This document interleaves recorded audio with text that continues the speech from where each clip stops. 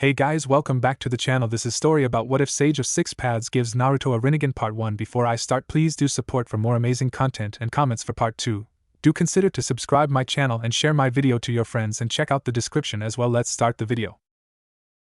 Kanahigaku no Sato, the village hidden in the leaves, was a peaceful place, a village known for its exceptional ninja, and its accepting and compassionate inhabitants.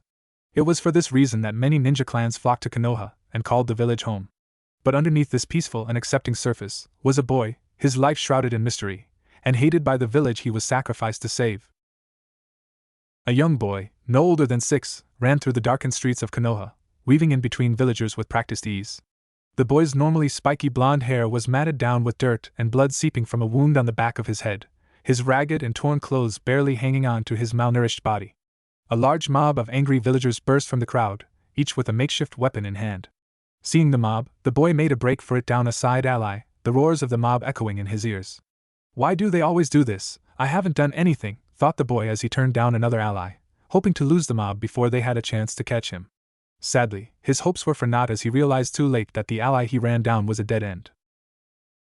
The light from the street behind began to darken as multiple shadows blocked the way. Slowly turning around, the young boy came face to face with the rage and contempt-filled faces of the mob that had been chasing him. A pink-haired woman stepped forward, pointing a kitchen knife threateningly at the trapped blonde. "Time to die, demon!" she screeched, causing many of the civilians around her to flinch slightly at the volume. "Get him!" The mob didn't need to be told twice. They raced towards the freighted blonde, their makeshift weapons raised to strike. The boy knew only pain as the civilians brought whatever they could use as a weapon down on his frail body. For hours the angry villagers assaulted the boy, beating him, stabbing him, cutting him. By the time they were done, it was hard to tell that the pile of bruised and bleeding flesh was even human. The same pink-haired woman who seemed to be the leader of the mob stalked towards the twisted mangled heap that was once Naruto Uzumaki. "This is the end for you, Kyuubi. Finally we will have avenged Minato-kun and everyone you killed 6 years ago," she said, her screeching voice echoing in the alley. She raised the knife she had in her hand and in one swift motion, brought the blade down, embedding it in young Naruto, piercing his right lung. "Alright, now let's get out of here before any ambush show up," she screeched before the mob quickly dispersed. Naruto lay in the alley beaten, broken and dying. The pain he felt from his injuries long forgotten, replaced by the numbing hold of one about to die. Why, he thought as he fought to open his eyes even a little, why do they always do this? What have I done to deserve this? Unknown to the young blonde, a powerful entity was awakening inside of his body and was viewing young Naruto's memories. Naruto's mind. A deep rumbling echoed throughout the dark corners of Naruto's mind as his demonic tenant finished viewing the memories of Naruto's life. "How can these humans do this to a mere child?" said the Kyuubi to itself as he turned his gaze to the paling image of Naruto at the base of the seal. "They may call me a demon, but they are the only true monsters in this world. Come on, kid, you can't die on me like this," mumbled Kyuubi before sending his chakra into the boy's body, healing the otherwise fatal wounds he had sustained at the hands of the villagers. Slowly the color began to return to the image of Naruto, and his eyes began to flutter open. The first thing that met Naruto's sapphire gaze was the eerie red glow of the Kyuubi's demonic chakra. Where am I?" the newly healed blonde thought as he took in his surroundings. He seemed to be in a sewer of some kind, leaking pipes littered the walls and ceilings and they seemed to give off a strange bluish glow. Struggling to his feet, the blonde Jinchuriki noticed that the eerie glow around him was fading and retreating into what appeared to be a cage that replaced one of the walls of the sewer. Looking into the cage, Naruto saw nothing but a dark expanse that seemed to swallow everything around it. What the he was cut off when two blood-red, slitted eyes snapped open behind the cage, followed shortly by a deep, rumbling voice. "Do not be afraid, little one, I shall not harm you," said the Kyuubi when it saw Naruto's panicked expression. The young blonde's panic slowly faded away, only to be replaced by confusion as he continued to look around him, trying to figure out where he was. As if reading his mind, Kyuubi gave Naruto the answer he was looking for: "We are in your mind, young one." This only served to confuse the blonde even more as he turned back to face the two red eyes behind the cage. "What do you mean in my mind? How'd I get here?" said Naruto, the last part more to himself, but the Kyuubi heard it easily. "The last thing I remember," is his voice trailed off as he tried to focus on what had happened to him earlier. The harder he tried to remember the happenings of just a few hours ago, the more the memories seemed to elude him. "Why can't I remember?" whispered Naruto before meeting the gaze of the two demonic eyes, subconsciously knowing that the owner had the answers he wanted. Understanding exactly what the blonde was silently asking, the Kyuubi readied itself for the conversation at hand. "You're wondering why you cannot remember what happened?" Getting a curious nod from the boy, Kyuubi continued, "It's simple. I am keeping them from you." But why, they're my memories, I should be allowed to know them, said Naruto, a frown spreading across his face as he glared at the two eyes accusingly.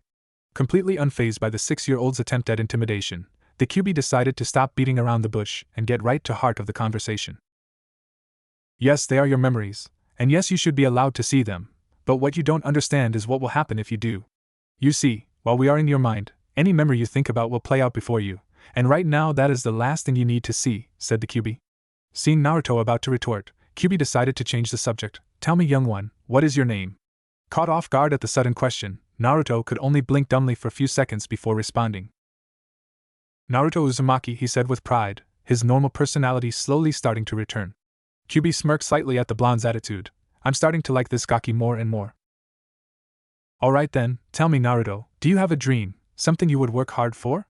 It was like a switch had been flipped inside the boy. Naruto's exuberant and happy personality returned with a vengeance, and he stood to his full height, pointing a thumb at his chest.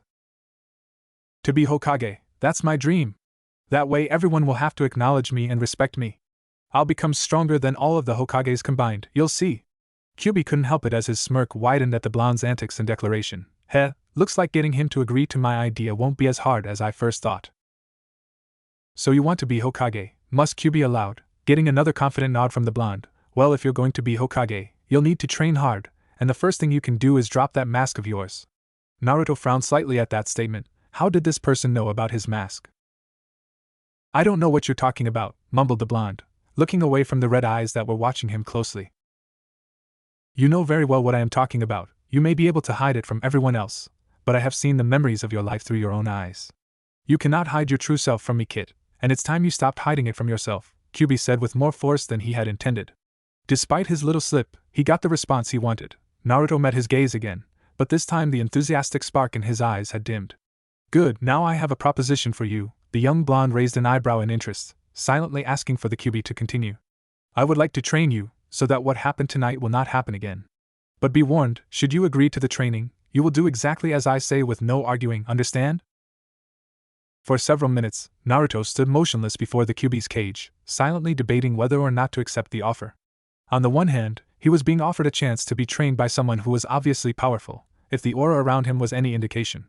But on the other hand, he had no idea who this person was, and they wouldn't even let him view his own memories, though if the nagging feeling the back of his mind was right, he probably didn't want to know. Naruto debated over this for a few more minutes before finally meeting the Kyuubi's gaze once again, a spark of determination burning in his eyes. I accept your offer. Kyuubi smiled, his first true smile in over 50 millennia. Very well then, we will begin tomorrow after your body has fully recovered from tonight. Now I believe I forgot to introduce myself. I am the Kyuubi no Kitsune, the nine-tailed fox, and my name is Kurama. Naruto froze when Kurama introduced himself. He couldn't believe the person, or fox in this case, before him was the most powerful being in existence. The Kyuubi no Kitsune, but how? Hokage Gigi said the yondaime killed you, shouted Naruto, as he slowly began to back away from the cage. Kurama sighed, knowing this had been coming since the start of the conversation. No, Naruto, as you can plainly see, I am not dead. The yondaime couldn't kill me. No human has the power to kill a bijou. But he did the next best thing. He sealed me away inside of you. You are what are known as a Jinchuriki, a human sacrificed in order to protect others. That is the reason the people of this village hate you. They do not see an innocent child, they see only what I have done to them. I am truly sorry you have been forced to live this life, a life I wouldn't wish upon even the most foul creatures, said Kurama, his sorrow and regret plain in his voice. In that moment, Naruto saw the Kyuubi for what it really was, a misunderstood being, forced into being what they were at birth, the same as himself. Completely forgetting his previous fear, Naruto slowly approached the cage before passing through the bars without hesitation. Kurama's eyes snapped open when he felt something small touch his snout. Naruto stood before him, slowly petting his reddish-orange fur, completely unafraid that he was now completely vulnerable. We're the same. We were both made what we are at birth, we had no control over that. But what we do have control over is what we do with what we were given, said Naruto as he looked Kurama in the eye. So when do we start that training? He said with a smirk. Kurama smirked in return. We'll start first thing tomorrow, but for now go home and rest. Oh, and you might want to pull the knife in your lung out, said the Kyuubi before Naruto was ejected from his mind. Naruto sat bolt upright, his breathing raged. What the hell? He thought before he was suddenly hit with a flood of memories. The mob, the beating, the knife in his chest, everything came back to him like he had never forgotten. Damn them, one day they'll pay for what they did. mumbled Naruto before he noticed the black handle of the kitchen knife sticking out of his flesh. Grabbing onto the handle, Naruto slowly started pulling the blade out, feeling the injury heal as he did. When the blade was finally out, Naruto watched in fascination as the remainder of the wound healed itself, not even leaving a scar. "Kurama, did you do that?" he asked out loud. "Yes, Kit, I did, and don't talk out loud. If you want to speak to me, then just think it. Oh, and keep that knife with you, let it serve as a remainder of this night to help motivate you to improve faster," said the voice of the Kyuubi no Kitsune from inside Naruto's head. "Alright, well, I guess I'd better get back home. It's probably safe to assume you have a busy day planned for me tomorrow," thought Naruto as he started to slowly make his way home, being sure to avoid the main roads and sticking to alleyways. "Kit, you have no idea," thought Kurama to himself before curling up in his cage and falling asleep. The next morning, Naruto awoke to the sun shining in his eyes through a tear in his curtains. Cracking one eye open, he slowly sat up, rubbing the sleep from his eyes. "Alright, Gaki, get ready real fast and then find a secluded place where I can train you," said the demonic voice of Kurama inside of the young blonde's head. Said blonde's eyes shot open in excitement before he jumped out of bed and bolted for the bathroom. Going through his usual morning ritual, Naruto quickly brushed his teeth, took a shower before going to his closet to put on some clothes. Opening his closet revealed a sea of orange of jumpsuits with a few shirts and pants hanging off to the side. "No way in hell is my Jinchuriki going to be caught dead wearing that. Put on some of those darker clothes that are hanging off to the side," said Kurama, annoyed that his host had such unsuitable clothing. Not wanting to anger his new sensei, Naruto grabbed a pair of black baggy cargo pants and a skin-tight black t-shirt. After he was dressed, Naruto went to his kitchen to prepare some breakfast, only to be stopped by his new sensei when he opened his cupboards. "Don't even think of eating any of that ramen crap. Go out and get something nutritious and healthy to eat." Naruto couldn't stop the frown that crossed his lips before trying to explain this to his sensei. "Trust me, Kurama, I would if I could. Ramen is great and all, but it gets old after eating it so many times. But there's a reason why it's the only thing I ever eat. The stores and markets refuse to sell me anything else, and the only restaurant that will let me in is the ramen stand at Tuchijiji, and I am Nizanon." "Well, Kit, it looks like it's time for your first lesson to begin. I want you to sneak into a store and steal some fruit for breakfast. This will help you work on your stealth and infiltration skills as a shinobi," said Kurama, taking up his role as a sensei very naturally. Naruto would have argued, but thought better of it, and just decided to go along with it. Exiting his apartment, Naruto made sure the door was locked before he started making his way towards the market district, which was close to opening. Arriving at the main road of the village, Naruto quickly hid in an alley and watched the shops for even a slight opening to snag himself something to eat. After 20 agonizing minutes, not helped in the slightest by his growling stomach, Naruto saw an opening when a shop owner went into his back room for something. Not willing to pass up the opportunity, the young blonde ran towards the store, careful not to be seen, and slipped inside without jostling the bell on the door. Taking a quick look around for where his targets were, Naruto saw a stand with fruit crates, unfortunately sitting right next to the door to the back room. Hesitating for only a second, Naruto quickly made his way across the shop and grabbed a few pieces of fruit, storing them in his pockets. A triumphant smirk appeared on his lips as he patted himself on the back for a job well done, only for his eyes to widen when he heard the handle on the door next to him jiggle. His breath caught in his throat as the door opened slightly and a foot appeared from the doorway, pushing the door the rest of the way open. Reacting on pure instinct, Naruto slid himself in between the fruit stand and a stand of vegetables to keep from being seen. Fortunately for him, the storekeeper was busy lifting 3 large boxes and grumbling to himself to take notice. Watching the man walk away with his load, Naruto quickly slipped into the back room and found a door leading out into an alley. Smiling to himself at his first bit of successful training, Naruto took out a pear from his pocket and took a bite out of it. "Not bad, Kit, but had the man not been preoccupied at the time, he would have spotted you easily. We'll have to work on your stealth some more during our training," said Kurama, raining on Naruto's parade. "Alright, Kurama-sensei," sighed the blonde as he slowly made his way towards a training ground he knew no one ever used. Training ground 43. 10 minutes later. "Alright, Kurama-sensei, what are we doing first?" asked Naruto once he was seated in the middle of a fairly large training ground, overlooking what appeared to be a dark forest surrounded by a barbed wire fence.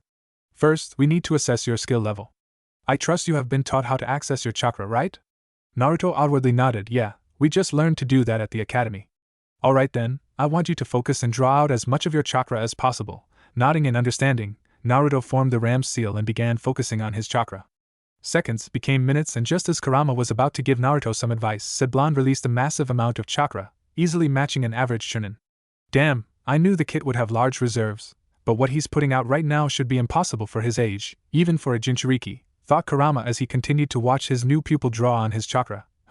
So he has monstrous reserves but not much control over it. That's about all I can test him in right now. He hasn't learned anything else in that academy that could be useful right now.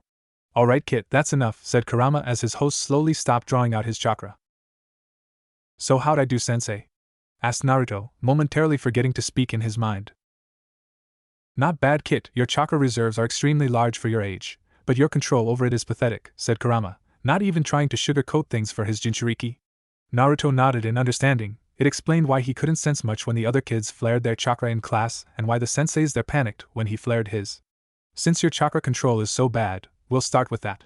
Now I want you to grab multiple leaves and stick them to your body with chakra. Wordlessly standing up, Naruto walked over to one of the many trees that surrounded the training ground and picked up a handful of fallen leaves. Moving back to his original position, Naruto sat down and placed the leaves all over his body before trying to get them to stick with chakra. Surprisingly, the task proved much easier than Naruto had expected, but he was only able to make a few stick while others were fluttering an inch off of body. Just as I thought, with his large reserves it's difficult for him to use small amounts of chakra, but by using more chakra at once to learn control, we can slowly begin to decrease the amount chakra he uses, thought Kurama as he watched as a few more leaves stuck to the blonde's body. Slowly the hours went by, and Naruto still remained in his position in the middle of the training ground, over 20 leaves sticking to his body. Hey, it's starting to get easier, thought Naruto when he felt the drain on his chakra slowly begin to decrease. Kurama noticed this as well and decided it was time to increase the difficulty. Kid, stop with the exercise for now. Slightly confused at why his sensei wanted him to stop, Naruto slowly let the leaves fall from his body before returning his attention to his tenant. We're going to make things harder for you. I want you to stick 4 leaves to your body. But you have to make them stick at your wrist and at your ankles, 1 for each. This will force you to spread your chakra evenly throughout your body, while at the same time forcing you to decrease the amount of chakra you are using. Nodding in understanding, the blonde picked up 4 leaves and put 1 on each of his ankles, then 1 on each wrist before trying to make them stick to his body again. This task proved to be easier said than done as Naruto was having enough trouble just getting his chakra to spread throughout his body evenly. Come on, why isn't this working? Thought Naruto as he kept trying to force more and more chakra through his coils. Minutes passed and still the blonde was unable to stick the 4 leaves to his body. Frustrated, Naruto tried once again to force his chakra to spread throughout his body, only to cry out in pain as a burning sensation spread over his body. Opening his eyes, Naruto saw several vibrant red lines burning under his skin on his arms. Checking over the rest of his body, Naruto saw the same red lines everywhere as burning sensations slowly died down. What the hell was that? That was you trying to force too much chakra through your coils at once. Chakra is a part of you, it is an extension of your physical and spiritual being, you cannot force it to do anything. You must let it flow, you must feel your chakra inside you and will it to do what you want. Naruto was slightly taken aback by the intensity in his sensei's voice while he lectured him, or his mistake, but nodded nonetheless. For now meditate, it will let your body heal and will allow you to work on communing with your chakra, said Kurama as he took a few calming breaths. He too was surprised at the force he used as he lectured Naruto, but let it go as nothing. Following his sensei's instructions, Naruto relaxed his body and began to meditate to allow his body to heal and to commune with his chakra. As time began to pass, Naruto was slowly getting deeper and deeper into his meditative state, his sensei watching over him as he did. Naruto's eye snapped open when he felt something collide with him, but to his utter shock, he was no longer in the middle of the training ground. He seemed to be floating in the middle of a white expanse that had no end. Crimson-red veins littered the area around him, but it was the giant ball of blue energy that was kept lashing out in random intervals that had his attention. That is your chakra kit, said the voice of Kurama from behind the blonde. Whirling around, Naruto saw the Kyuubi no Kitsune in all his glory standing behind him. Where are we, Kurama? What happened? Asked Naruto, his shock at the current situation clear in his voice. We are in your mind, Kit, said the mighty fox as he observed the area around them. My mind? But wait, I thought my mind looked like a sewer, not this, Naruto said, his confusion growing. True, but we are much deeper into your mind now, we are at your core. The sewer you saw before was only the surface of your mind, a defense mechanism that you subconsciously created to protect yourself, Kurama said as a look of slight understanding crossed Naruto's face. What you see before you is the core of your being. The veins that mark this area is my chakra inside of you, that giant blue orb is your chakra. As you can tell, it is wild and uncontrolled. If you wish to become a stronger ninja, you will have to learn to control and commune with your chakra properly. With that, Kurama vanished from Naruto's core, leaving behind a confused blonde. Turning to his now identified core, Naruto watched as it continued to thrash uncontrollably. his sensei's words ringing through his mind as he continued to watch the uncontrolled chakra lash out. I must commune with my core, he thought before he slowly approached the unstable mass of chakra. My chakra is a part of me, it is an extension of who I am. Slowly, Naruto reached his hand out and placed it on the outer surface of his chakra. Instantly, warmth spread over his body as he was pulled into the chakra core. I must let my chakra flow, but bend at my will. His core began to slowly stabilize itself, its thrashing becoming less and less frequent as it slowly formed into a perfect sphere around the young blonde. Naruto couldn't believe what he was experiencing. His skin was tingling from the sensation of being one with his chakra, and for the first time in his life, he truly felt at peace. Kurama watched all of this from the seal and he couldn't help the smirk that graced his features as his host began to commune with his chakra. He finally figured it out, he certainly has the potential to become great. The fox continued to watch over his host's body as he continued his meditation, a frown slowly replacing his smirk as a feeling of sudden doom spread through his body. For some reason, I can't shake the feeling that something will happen to the boy, something disastrous. I just hope this doesn't turn out like the last time I had this feeling. 2 years later. Standing in the middle of his usual training ground was Naruto Uzumaki, completely unmoving, and looking for the entire world like he was relaxing. His eyes snapped open suddenly and he began what appeared to be a kata for a taijutsu style. The young blonde moved effortlessly through every punch, kick and feint. If anyone had been watching him, they probably would have thought he was dancing more than training. Ending with a quick side kick, Naruto returned to his relaxed position and began to relax from the training. Alright Kit, that's enough for today, said the Kyuubi from his cage inside of the blonde's mind. You have done well today, Kit. Go treat yourself to some ramen. Naruto perked up at that and after finishing his cooldown, ran off towards his favorite ramen stand. Naruto ignored the usual glares he got from the villagers, too excited about having some of the most heavenly ramen on the planet. When the familiar ramen stand came into view, Naruto ran the rest of the way and rushed right into the stand before taking a seat at the bar. Hey Tsuchijiji, I am Mizan, said to the father-daughter pair that owned the small stand. Hey Naruto, finish your training for the day? Asked Tsuchi with a smile at the blonde Jinchuriki. Returning the smile, Naruto nodded in the affirmative. Yeah, I just finished, so I thought I'd come by and get some of your heavenly ramen, old man. Tsuchi gave a deep chuckle before going into the back to get ready to make the Naruto's ramen. So Naruto-kun, what will you have today? Asked Ayam. 5 bowls of miso ramen please. Ayam nodded before turning to the small window into the back room. 5 miso, Dad, she shouted. Coming right up, Tsuchi shouted back from the kitchen. Naruto smiled as he and Ayam started talking about anything and everything under the sun, while Tsuchi cooked Naruto's ramen. I guess this is what having a family feels like, thought Naruto as he and Ayam continued to talk with Tsuchi joining them after placing Naruto's order in front of him. It continued this way for hours, even after Naruto had finished his ramen. He refused to leave the small stand or the people he thought of as family. Hey Naruto, said Tsuchi bringing the blondes and his attention to him. They were slightly unnerved by the unusually serious expression the normally jovial ramen chef had on, but paid attention nonetheless. What do you think of the idea joining our family? Naruto couldn't believe his ears. The man he thought of as a father figure had just asked him if he would like to join his family. The thought of having an actual family was a little much for the blonde, who was silently crying a few tears of joy. Ayam saw the tears and immediately went around the counter to give Naruto a hug. Shh, it's okay Naruto-kun, she whispered.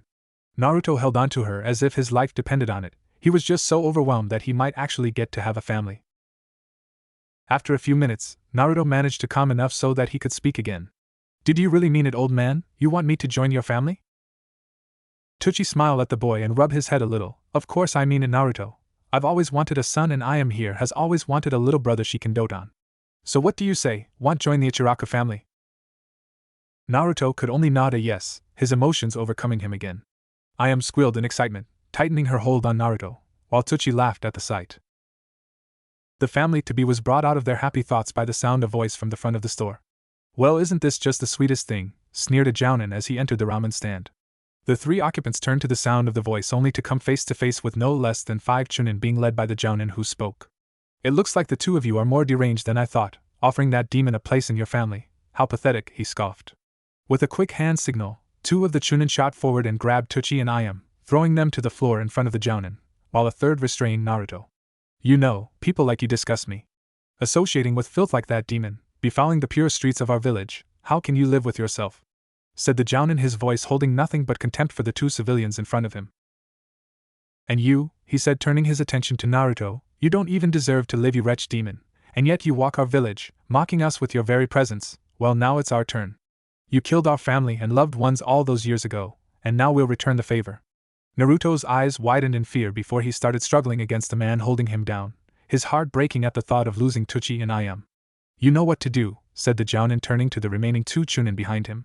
They nodded before they both pulled out a kunai and stalked towards the two trapped civilians. No! Screamed Naruto as he finally managed to free one of his arms from his attacker. Elbowing the man in the face, Naruto broke out of his loosened hold and charged the Chunin who were only a few inches away from their victims. Before he could do anything though, he was knocked into the back wall by the Jounin, and the three Chunin grabbed him and held him back. You think you can stop us, demon?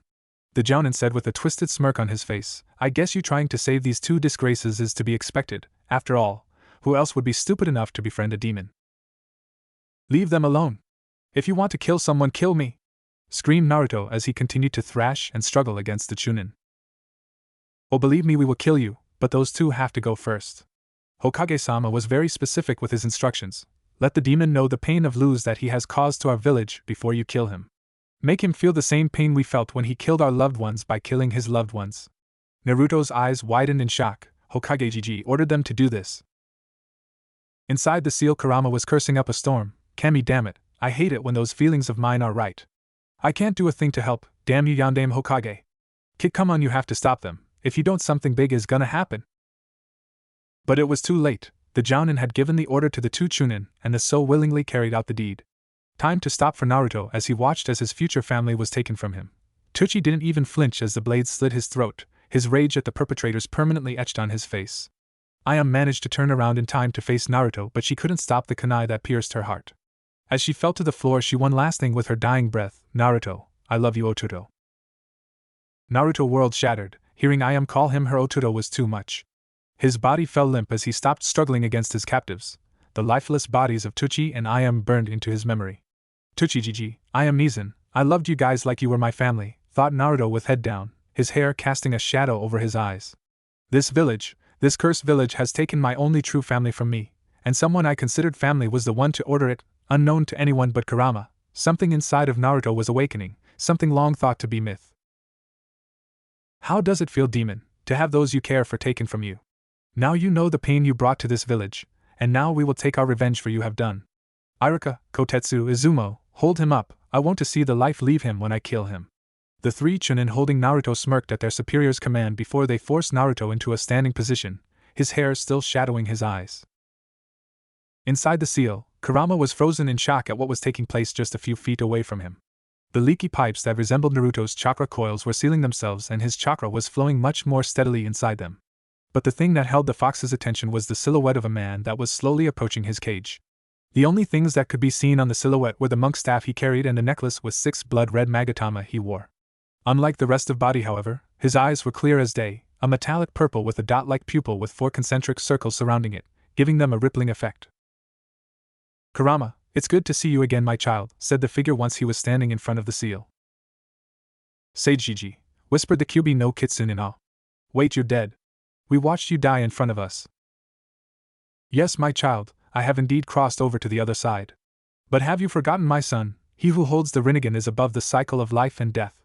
With the last of my chakra I have sent my spirit back to this plane because I sensed my true heir was about to awaken his birthright, the silhouette said, causing the Kyuubi's eyes to widen in realization. Are you saying that the kid is your heir?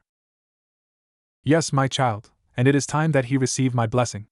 The silhouette raised his staff slightly before tapping it on the floor. A ringing echoed throughout the seal before it started to shift. The dark, dreary walls of the cell became 3 torii gates with wooden pillars filling the normal gate openings, while the bars of the cell became wooden and the paper seal was replaced with a spiral lock. This new seal will prevent you from being absorbed into my air like his father intended. Instead, it will allow the boy to commune with your chakra much easier and with training learn to control it. Kurama, my eldest son, I am entrusting you with my heir. Protect him, and when he is ready tell him what must be done in order to gain full control over your power. Kurama could do little more than nod as the ghostly figure began to slowly fade. Before I leave, there's one more thing I must ask of you, my son. Anything, the fox said without hesitation. There is another with my eyes, though they are not his by birth. He is part of an evil force that is gaining strength in the shadows. From the other side I have watched them and I have learned of their horrifying plan, said the silhouette, his eyes downcast. They plan to revive your mother, the Kyuubi. Kurama's body went rigid. He knew that there was only one way to revive the Kyuubi, and if it was successful he would cease to exist. My son, my firstborn, I beg of you, find your brothers and sisters. Only when the 9 chosen Jinchuriki fight as one, will this world have a chance at survival. The ghostly form faded away into nothingness, but a soft whisper managed to reach the ears of the Kyuubi before it did. Be strong, my son, and know that I will always love you. For the first time since his birth, Kurama shed a single tear. I won't fail you, and I will always love you too, father. Back in the real world, Naruto tears continued to fall as the Jounin and the 2 Chunin who killed his future family approached. The Jounin pulled out a kunai once he close enough to the grieving blonde. Raise your head, demon, I want to see your eyes before you die, taunted the Jounin. The blonde Jinchuriki made no indication that he heard the Jounin and just continued to cry over the loss of his family. Fine, if you won't look me in the eye, willingly will do it for you, Kotetsu. Said Chunin nodded in understanding before grabbing Naruto's blonde locks and yanking his head up. The sight that met the 3 shinobi facing the blonde was not what they were expecting. Gone were the warm sapphire eyes that Naruto was known for, replaced by a metallic purple that spread over his entire eye, sclera and all. His pupil was replaced with a small black dot with a single concentric ring around it. The Jounin and 2 Chunin were brought out of their shocked stupor by the sound of the blonde speaking, though his voice not entirely his own. You 6 are a disgrace to my teachings and the ways of the ninja. Now you must pay for your crimes against my heir and for your disgracing of my teachings. Naruto's eyes seemed to glow as a ghostly silhouette appeared above his body. The silhouette had the same eyes as him, only with 4 circles around the pupil along with a Magatama necklace and monk staff. The 3 rookie Chunin holding Naruto dropped his body from fear at this sudden change and quickly fled from the stand, fearing for their lives. You cowards, you'll pay for this!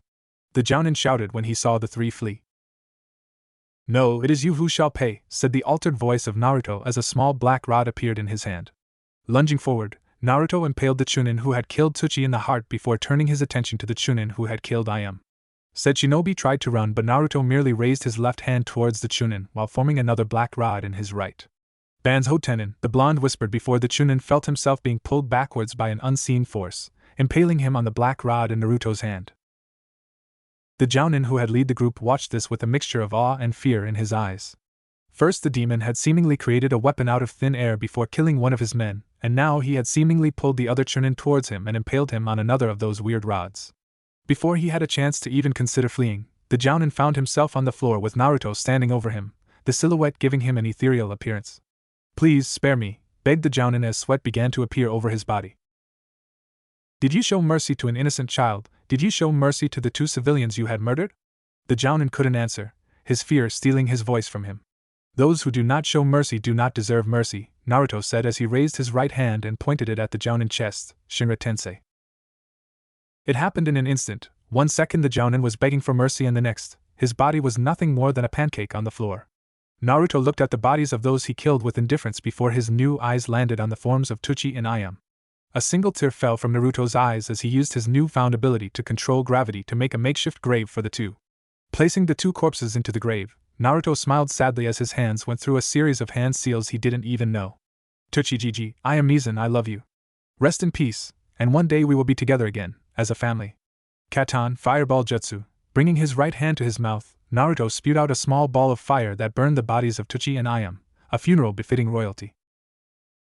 Naruto turned to the exit of the small stand, debating whether or not to pursue the 3 that had escaped. No, their time will come.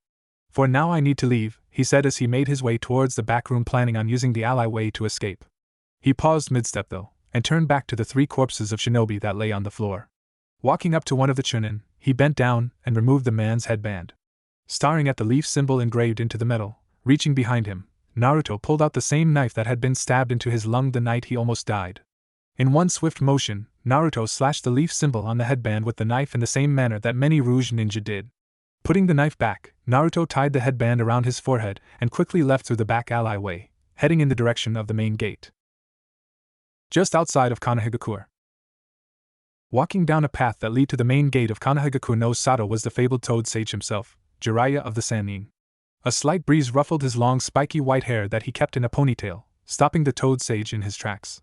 He had learned long ago to trust his instincts, and thanks to his training with the great Toad Sage of Mount Myobokuzen, he had come to understand the strange methods that nature would use to signify something. The wind is changing, thought the Toad Sage as he watched the leaves fluttering in the wind. A great change has happened, but the question is what? His answer came to him when he saw a young boy maybe 8 years old running towards him. The boy stopped a few yards away from him, panting slightly. He had on a black skin-tight shirt that was ripped in a couple places. His black baggy pants seemed to be stained with blood, but what caught the Toad Sage's attention was his face.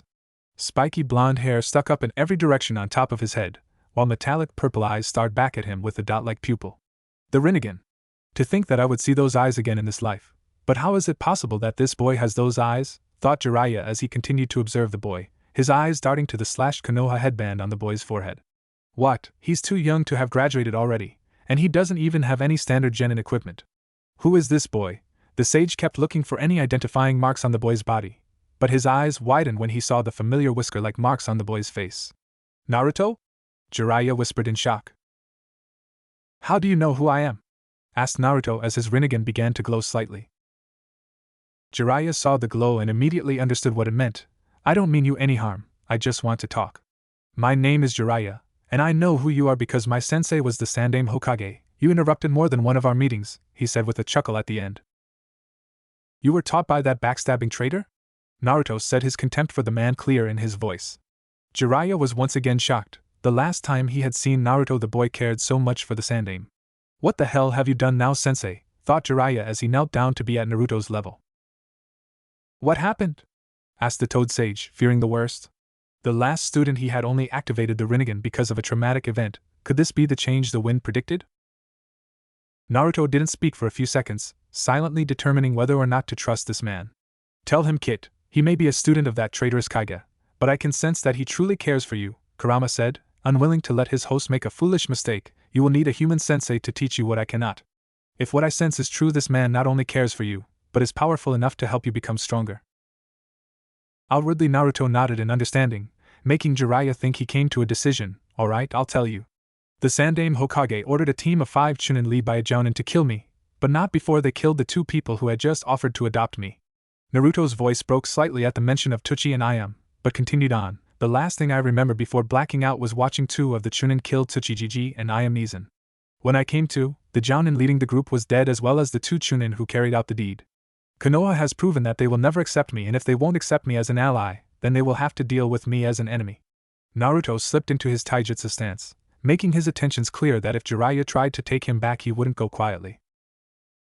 Jiraiya remained silent throughout Naruto's story and couldn't keep the look of utter shock off of his face. Sarutobi-sensei, what the hell have you done? Thought Jiraiya as he stared off into space, trying to understand what the hell could have happened. Seeing Naruto in a taijutsu stance, Jiraiya made up his mind on the spot and got up, the winds of change blowing once again. Alright kid, come with me, I'll take you away from here. Naruto seemed slightly surprised at this, but after a mental nudge from Kurama, agreed to go with the Toad Sage. Whatever Konoha has done, whether on Sensei's order or not, is unforgivable. They have betrayed Minato's legacy, and doing so, betrayed me as well. Minato, if you can hear me, I swear to you I will make Naruto a shinobi to surpass all others, and maybe even surpass the Sage of the 6 Paths himself. Naruto and Jiraiya were walking along one of the more deserted roads in the Land of Fire, heading south towards Tanzakugai. The two traveled in silence, each lost in their own thoughts. What have you done, sensei? How could you have betrayed Minato and I so easily? Thought Jiraiya as he glanced at the young blonde that was with him. Even though he's a Jinchuriki, I can't any excess chakra coming off of his body. But what's more confusing is his Rinnegan. It only has 1 ring around the pupil, but when I found Nagato his eyes had 4 rings. Could it be that Naruto has a different kind of Rinnegan? While Jiraiya was focused on trying to solve the mystery behind Naruto's eyes, Naruto was having a conversation with Kurama. I don't get it, Kurama. Why does it feel like something is eating away at my chakra? Asked the blonde. Kurama took a minute to respond, curious about that himself. It's your eyes, Kit. You need to quit channeling your chakra into them. Nodding in understanding, Naruto closed his eyes and focused on stopping the flow of chakra to his eyes. When he felt the drain on his chakra stop, he opened his eyes again, and they were back to their normal sapphire. Hey Naruto, Jiraiya said, getting the blonde's attention, when we reach Tanzakugai, we'll start your training with a quick assessment of what you're already capable of. After that I'll give you an exercise to do while I go back to Konoha. Naruto frowned at the mention of his old village. Why are you going back there? You going to go see the Hokage or something? Jiraiya nodded the affirmative, a frown on his face as well. Yeah, I want some answers and the Hokage is the only one who has the answers. Naruto seemed to accept this, and the two continued the rest of the way in a comfortable silence. It was a few more hours before the two travelers walked over a hill and saw Tanzakugai in the distance. We're here, Tanzakugai, said Jiraiya as the two continued on into the village. It didn't take long for them to find a suitable hotel to stay at for a while. After paying the owner for a week's-long stay, Jiraiya led Naruto back into the woods around the village. Stopping in a clearing not too far from the town, Jiraiya turned to his newest apprentice. Alright Gaki, let's see what you can do. Lesson 1 Taijutsu. Naruto quickly slipped into his opening stance before charging the Toad Sage, going for a quick right jab. A straightforward attack. Well, I guess that's to be expected from a little kid, thought Jiraiya as he moved to block the jab, only to be forced to duck under a kick at the last second. A feint, that kind of taijutsu isn't taught at the academy, Jiraiya thought in surprise as he prepared to block a spin kick to the ribs but received a roundhouse to the side of his head. Stumbling back slightly, Jiraiya stared at Naruto in surprise before he smirked. Despite his age, his taijutsu is very advanced and very unique. Not many people can make use of a style like this if it's used correctly, and even fewer know how to counter. Not willing to take another hit like that, Jiraiya decided to end things quick. Moving to block another feint, Jiraiya easily shifted to block the true attack and threw Naruto away. Not bad Gaki, your taijutsu is pretty advanced for your age. But you rely too much on feints to get your hits. Any skilled ninja will be able to see that and come up with an effective counter. However, if you use less feints and mix them into a direct style, your attacks will be almost impossible to predict and even harder to counter, Jiraiya said once Naruto had picked himself up. Said blonde nodded in understanding. Kurama had told him the same thing on more than one occasion. Alright, now let's test your genjutsu. Actually Jiraiya-sensei, I suck at genjutsu. My chakra control isn't good enough for me to place even the simplest genjutsu, and I can't even break out of the simplest ones either, Naruto said with a slight frown. Jiraiya furrowed his eyebrow at this. Something doesn't make sense. If his chakra control is as bad as he says it is, then he should have a good amount of chakra flowing out of his body. That's when he noticed something different about Naruto, more specifically his eyes. Naruto, what happened to your Rinnegan? He said in utter shock. Oh, there was this weird drain on my chakra from my eyes, so I cut the flow, Naruto said in a matter-of-fact tone. Stop the flow of chakra to his eyes. Could he be able to deactivate his Rinnegan at will like the Sharingan or Byakugan? Naruto, send some chakra to your eyes. Naruto closed his eyes and focused a little bit of his chakra into his eyes, only just realizing how much easier it was for him to use his chakra. What the hell? Naruto thought before he opened his eyes, revealing the metallic purple with one ring. So I was right, his Rinnegan is different than Nagato's. Alright Gaki, I'm going to put a basic genjutsu on you and I want you to break out of it, Jiraiya said before performing two hand seals, causing the world around Naruto blur slightly before stabilizing. When Naruto looked around, nothing had changed, but there was a slight blue glow around him. Hey Kurama, what's with the blue glow? That's the chakra forming the genjutsu around you. Your Rinnegan must be able to see through genjutsu like the Sharingan and Byakugan. Now try and dispel it by disrupting your chakra flow. Naruto closed his eyes while forming the ram's seal and focused on his chakra. Feeling it flowing through his body, he quickly stopped it, immediately releasing the genjutsu. Naruto looked on in surprise as everything blurred again before returning to normal with Jiraiya standing in front of him. How the heck did I do that? My sensei in the academy said it was impossible for me to dispel genjutsu. Jiraiya remained silent as he thought this over himself. It must be your Rinnegan. When you awakened it, it must have granted you perfect control over your chakra. It seems that your eyes hold many secrets, and you'll have to be the one to discover them. For now though, let's finish your test. Lesson 3, Ninjutsu. Tell me all of the jutsu you know how to use. Let's see. I know the transformation, the idea behind the substitution, and one weird jutsu I don't even remember learning, said Naruto after a few moments of thought. Jiraiya raised an eyebrow at that last bit. A jutsu he doesn't even remember learning?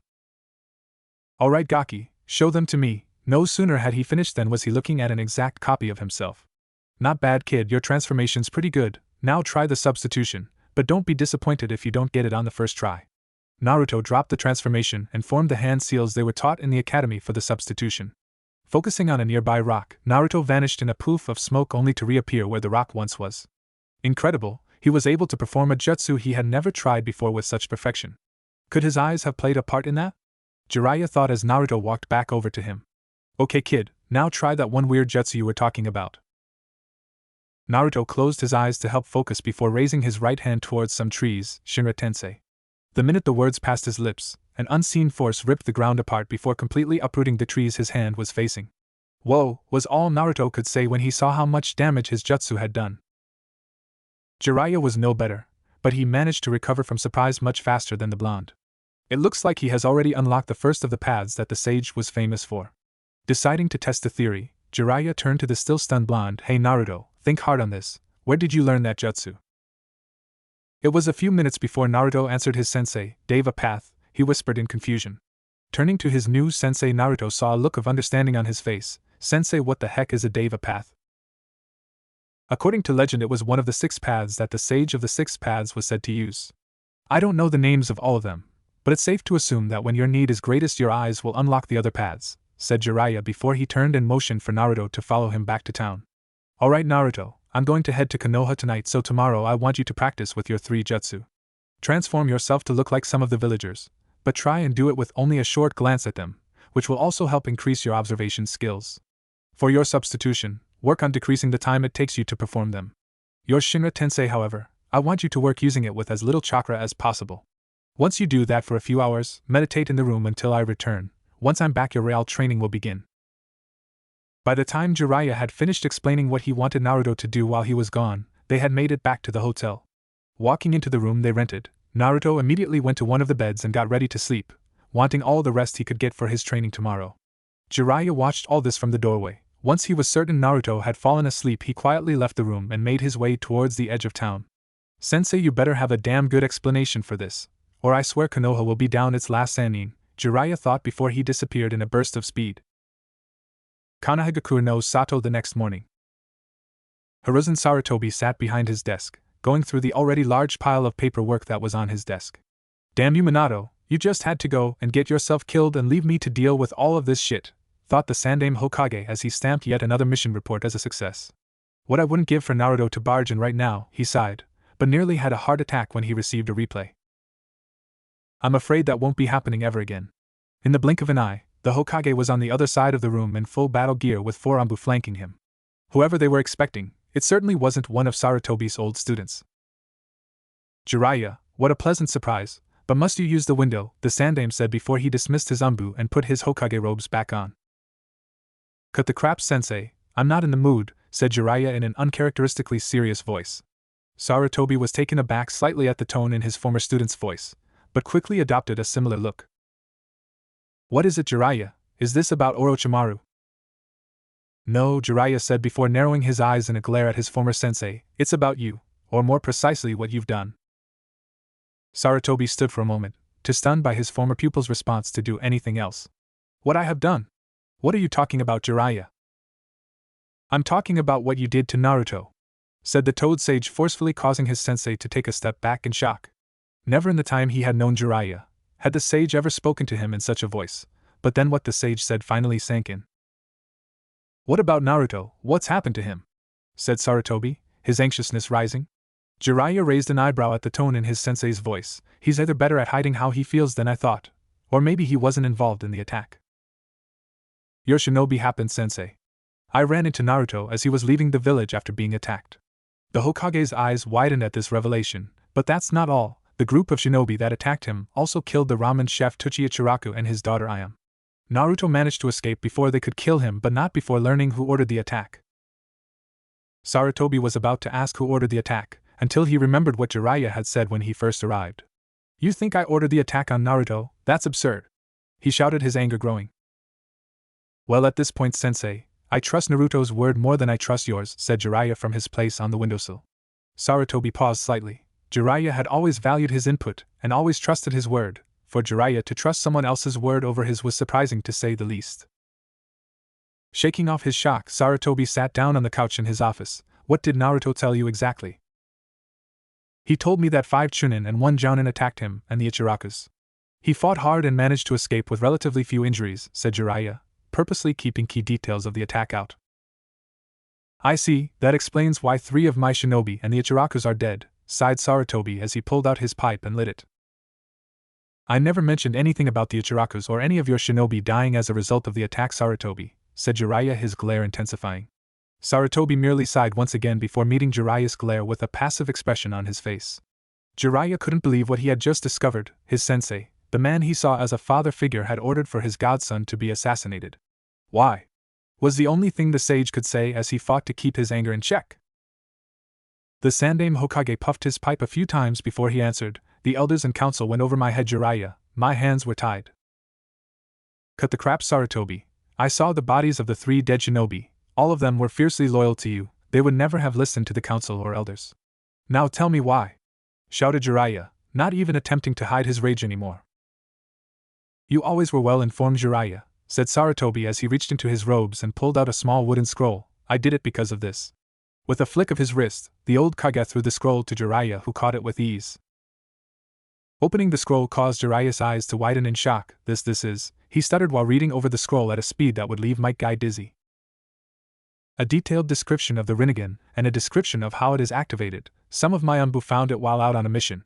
From what I can gather, the scroll was written by the sage of the Six Paths himself as a message for his successor, Naruto Uzumaki Namikaze, said Sarutobi, his passive expression never faltering. I felt it was in the village's best interest for Naruto to awaken the Rinnegan, giving Konoha all three of the legendary dojutsu. Imagine, Jiraiya, a team with all three dojutsus would be nearly invincible. Given the proper training, a team like that could easily surpass you and the other Sannin. Said Toad. Sannin looked up from the scroll, a look of shock on his face. You were willing to risk killing Naruto just so he could awaken the Rinnegan? What the hell happened to you, sensei? You're not the same man I once considered a father. Jiraiya rolled up the scroll, put it back on the desk before standing up and reaching into his red coat. Once again the Umbu made an appearance, not willing to risk Jiraiya pulling out a weapon. They were slightly surprised when he pulled out an old, beaten Konoha headband, all but Sarutobi, who recognized the piece of metal as Jiraiya's old headband. All of their eyes widened though when Jiraiya pulled out a kunai and, with the skill and precision of a master, slashed straight through the leaf symbol. So this is the path you wish to take, Jiraiya? Sarutobi asked as he slowly stood up. Jiraiya merely glared at the Hokage, causing his Umbu guard to tense in preparation of a fight. Naruto is and will always be my first priority. It's time I start taking my role as the boy's godfather seriously. If that means abandoning Konoha, then so be it, said Jiraiya before he dropped a smoke bomb and shot out the window. After the Umbu cleared the smoke with a low-level futon jutsu, Sarutobi walked back over to his desk and took a seat. Well, it seems we have 2 new rogue ninja to add to the bingo book. Send word that Jiraiya is to be marked as an S-rank traitor to Konoha with a kill-on-sight order, but have young Naruto marked as a C-ranked runaway with a capture-alive order, said the Hokage before he reached for the scroll that Jiraiya had left on the desk. His eyes shot open, however, when all he found was the surface of his desk. So young Naruto did indeed awaken the Rinnegan. That explains why the Jounin I sent was found completely crushed. This is a most disturbing turn of events. The Jinchuriki of the Kyuubi no Kitsune, who also wields the Rinnegan, is destined to become a very dangerous shinobi, but one trained by Jiraiya would be truly frightening. We must get Naruto back into Konoha and convince him to join the village, one way or another. Tanzaka Guy. Naruto sat meditating in his room, a light blue aura surrounding his body. Jiraiya-sensei was right, Kurama. I think my Rinnegan has granted me perfect control over my chakra, thought Naruto as he continued to focus on his chakra core. I'm not surprised, Kit. The Rinnegan holds many mysteries. Not even I and the other Bijou know much about it. Sage Gigi never really used it after the 9 of us were born, said Kurama from inside his new seal. Sage Gigi? Who's that, Kurama? The sage of the 6 paths, the founder of the ninja world, and my father, said Kurama as he lay down in his cage, knowing this conversation was going to take a while. What, your father was the founder of the ninja world, thought Naruto in surprise, nearly losing his meditation. Kurama nodded his head. Yes, focus, Kit, and yes, he was my father. I talked to him recently, yesterday when you awakened your Rinnegan. But how? He's dead, isn't he? Naruto thought as he regained control over his meditation. Kurama nodded again. Yes, he is dead, but as he reminded me, he who controls the Rinnegan is above the cycle of life and death. He used the last of his chakra to send his spirit back to this world to grant you his blessings. But before he faded away, he also asked me to do something for him. Really, what did he ask of you? Kurama took a deep breath before continuing. He told me of a great evil hiding in the shadows of this world. Seichiji said that unless the 9 chosen Jinchuriki fight as one, this world will cease to exist. We must gather the other 8 Jinchuriki, and only then will we be able to defeat this evil. For now, though, focus on your training. You must become stronger if you want to survive long enough to gather the other Jinchuriki. Well then, I guess I better get stronger as fast as possible. With that, Naruto cut the mental connection with his tenant and focused back on his meditation. 2 hours later. Jiraiya walked into the hotel room he and Naruto were staying in with a scowl on his face. Why would Sarutobi do something like this? This is the kind of thing I'd expect someone like Danzo to do, not the Sandaime, he thought as he looked over to his new apprentice only to have his eyes widen in surprise. Naruto was sitting in the basic lotus position with his hands resting on his knees. There was a blue aura around his body, but what surprised Jiraiya was that Naruto was floating above his bed. It must be the gravitational manipulation that is granted by the Deva path, Jiraiya thought, remembering what he had read in the scroll he stole from his former sensei. Hey Gaki, called Jiraiya, jarring the blonde Jinchuriki from his meditation. Said blonde opened his eyes, revealing his Rinnegan as he slowly floated back down to his bed. Naruto closed his eyes again, only this time when he opened them they were his normal sapphire blue. Do you know how you were doing that? Asked Jiraiya. Naruto nodded his head before speaking. Yeah, Kurama helped me figure it out. Kurama? Asked Jiraiya with a raised eyebrow. Yeah, Kurama, but I guess you would know him better as the Kyuubi no Kitsune. What? Shouted Jiraiya. How do you know about him, and how do you know you can trust him?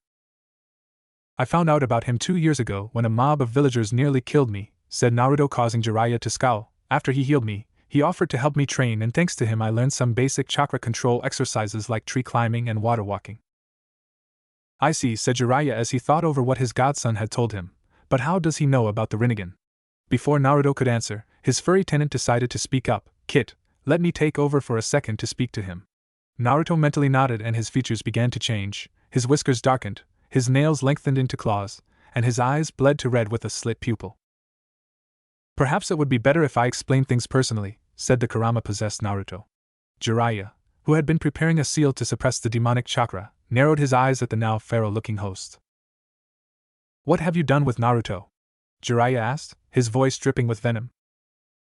Kurama merely raised an eyebrow in response. The kid's fine, he can retake control at any moment, and before you ask, yes, the seal is still intact. Naruto just let me have control of his body for a while. It's quite a common occurrence with Jinchuriki actually. Jiraiya seemed to accept this and relaxed slightly, though he kept his seal tag out just in case things got hostile. You said you would explain, said the Toad Sage, his glare still in place. Kurama closed his eyes, thought for a moment. Very well, the reason I know about the Rinnegan is because my father was the original wielder of the Rinnegan. Jiraiya looked confused for a moment before his eyes shot open in shock. Wait, you mean?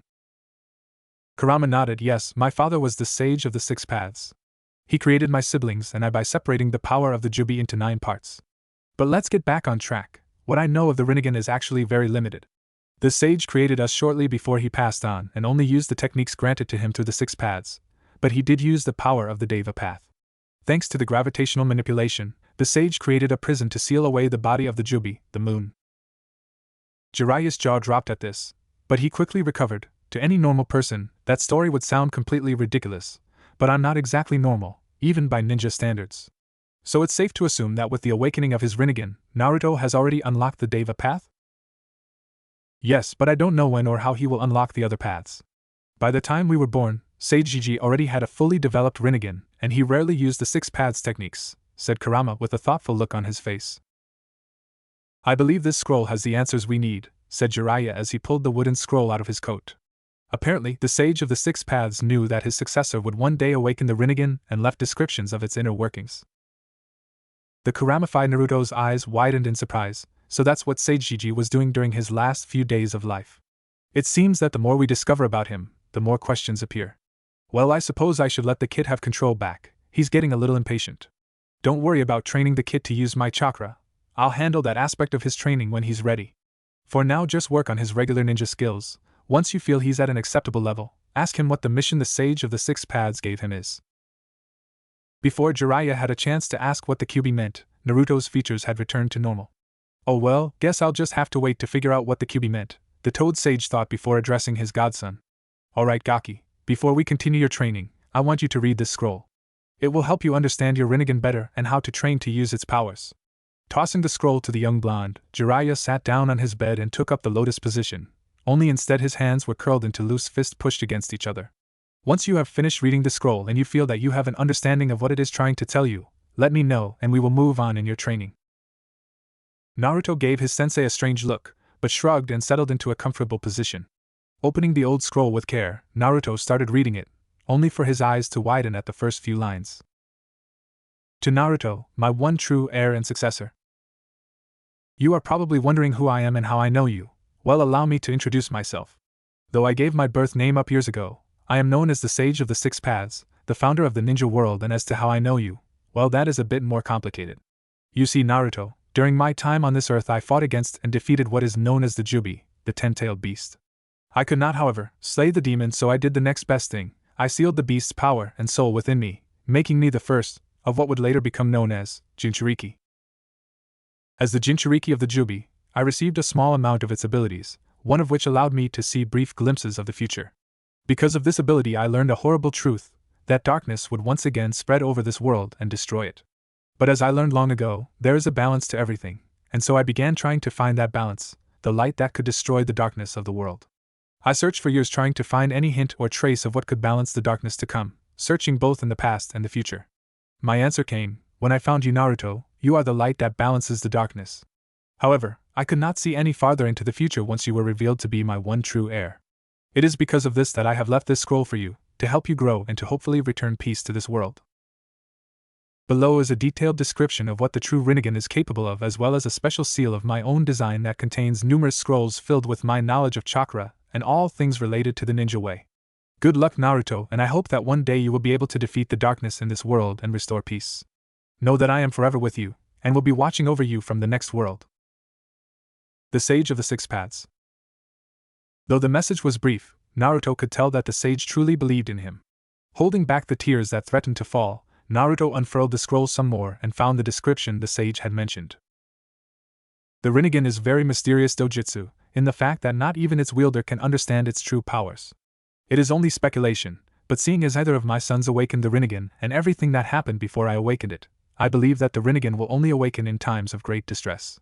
Who it awakens in, however, or how they are related remains a mystery to me, though it is possible that I was the originator of the dojutsu and you, Naruto, may be a distant descendant of mine. During my travels, I faced many hardships that pushed me to my utter breaking point of sanity. I believe these hardships were a test to see whether I would be what the people call a god of creation or the destroyer. When it first awakens, the Rinnegan will turn its user's eyes into a metallic purple with a dot-like pupil and one concentric ring around the pupil. This represents the first level of Rinnegan. This level grants the user the power to wield all 5 types of nature transformations.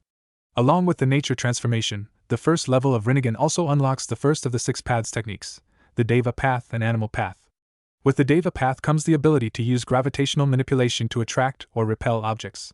The animal path is a little less complicated.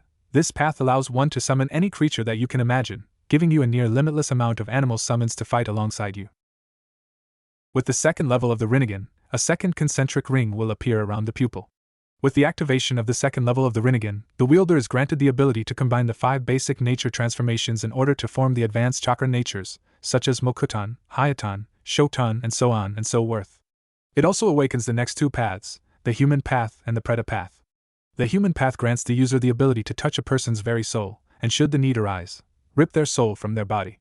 This path also has a second ability. Simply by placing your hand on your target's head, you can read every thought they have ever had, see every memory they've experienced, and learn everything they have ever learned.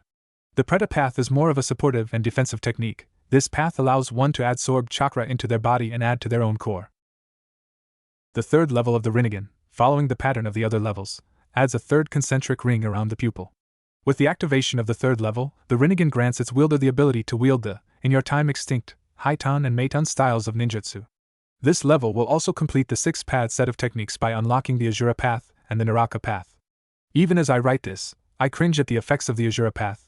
I never quite got used to the sensation, but maybe you will. The Asura path allows the user to augment their body with mechanized armor, extra limbs, and other various robotic weapons. The Naraka path is the only true supportive path in the Rinnegan's arsenal. It allows you to summon the King of Hell to interrogate a target by judging whether they are lying or not. Should the victim lie, the King of Hell will suck out their life force, but should they speak the truth, they will be spared. Also, this path is considered the medic of the 6 paths techniques, since you can heal any wound, no matter how severe, in seconds and revive the fallen so long as they have not been dead more than 12 hours. Though I am known as the Sage of the 6 paths, I have kept a secret from the rest of the world. There is a 7th path, the Outer Path. This path can only be obtained by achieving the 4th and final level of the Rinnegan. Though its power is great, the cost is heavy. To achieve the final level, you must be betrayed by someone close to your heart. I pray you never have to know this pain, but I fear that you will, so I will tell you of the Outer Path's abilities. The Outer Path grants one the ability to control life and death through the use of 2 jutsu, the Outer Path, Samsara of Heavenly Life Jutsu, and the Outer Path, Samsara of Hell's Judgment Jutsu. With the Heavenly Life Jutsu, one can return the souls of the deceased to the world of the living, so long as their body is still intact. The Hell's Judgment, on the other hand, can steal the souls of the victims from them, much like the human path though on a grander scale, and seal them away inside the King of Hell for all eternity. While I deemed it necessary to help you understand the Rinnegan better, I will not tell you everything. Learning things for yourself is how one grows, and I wish you luck, Naruto, in discovering the things I have not told you. I know you will not let me down, and I look forward to the day we can speak face to face, though I hope it is not for a very long time. Naruto sat wide-eyed at what the Rinnegan was capable of, but what shocked the most was the power of the outer path. You must be betrayed by someone close to your heart to achieve this power. Sorry, Seijiji, your fears were right, I have felt that pain. But then why don't I have the 4th level if I have already experienced the pain of betrayal? I don't know, Kit. The Rinnegan works in mysterious ways, so much so that not even Seijiji himself knew all of its abilities. But I can speculate, it's possible that to achieve the final level and awaken the outer path, you must first master the 6 paths. Or it's possible that that old fool of Kaiga wasn't close enough to your heart for you to experience the pain Seijiji was talking about, said Kurama as he read the scroll through Naruto's eyes. You might be right, Kurama, but only time will tell, I suppose, thought Naruto before he unrolled the scroll even more and found a complex sealing array. This must be the seal he mentioned. Naruto slowly placed his hand over the seal. Nothing happened, so he tried channeling some of his chakra into it, but still nothing happened. What the hell, why can't I undo the seal? Naruto thought, his frustration evident. Kit, Seijiji said he personally designed that seal to contain all of his knowledge that he wanted to pass on to you. Do you honestly think he wouldn't set up a number of precautions to make sure no one else could access the knowledge? Naruto outwardly sighed, but nodded in agreement nonetheless. You're probably right, Kurama. Well, I guess it's time to wake up Jiraiya-sensei. Jiraiya-sensei, I've finished the scroll, now what do we do? Jiraiya made no outward signs that had heard Naruto, but just as the blonde was about to throw a pillow at him, he cracked one eye open. So you did finish. Very well then, we'll continue your training in a little while. For now, meditate, try and draw on your gravitational powers again, but this time without Kurama's help.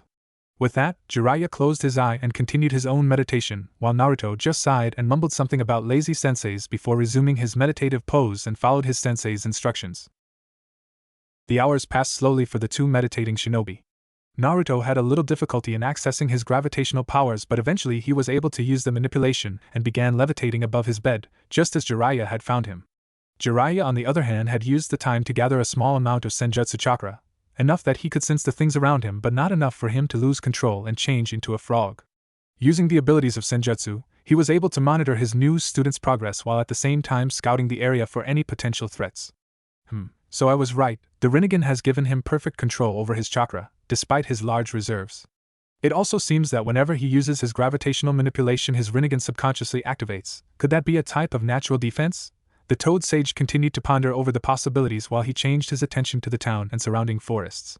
Everything looks clear. The only chakra signatures around that are above civilian level are 2 shinobi that are hanging out in a bar, if I remember correctly. It should be safe to train the kid here for a few days before moving on. The less attention we bring, the better. Jiraiya released the senjutsu chakra he had gathered and opened his eyes to see his young charge levitating over his bed. Well, looks like it's time to another gaki. Hey Naruto, wake up, he said while throwing a pillow at the blonde. To his surprise, the pillow stopped mere inches from the blonde's face and just hung in midair. Well, that's unexpected. Looks like he can create a gravitational field around him using his Deva path. That could come in handy during a fight, thought Jiraiya as Naruto slowly lowered himself back to his bed and threw the pillow back at him. Swatting the pillow away like a fly, the Toad Sage addressed the young blonde. So you ready to continue on with your training, gaki? Naruto didn't hesitate in his response. Yes, Jiraiya-sensei. Said Sannin couldn't help but smirk at being called sensei again. He honestly missed the feeling. Alright then, let's head into the forest and we'll begin.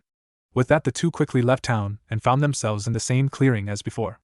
Jiraiya turned to Naruto, who was standing calmly in front of him, though his eyes betrayed his excitement.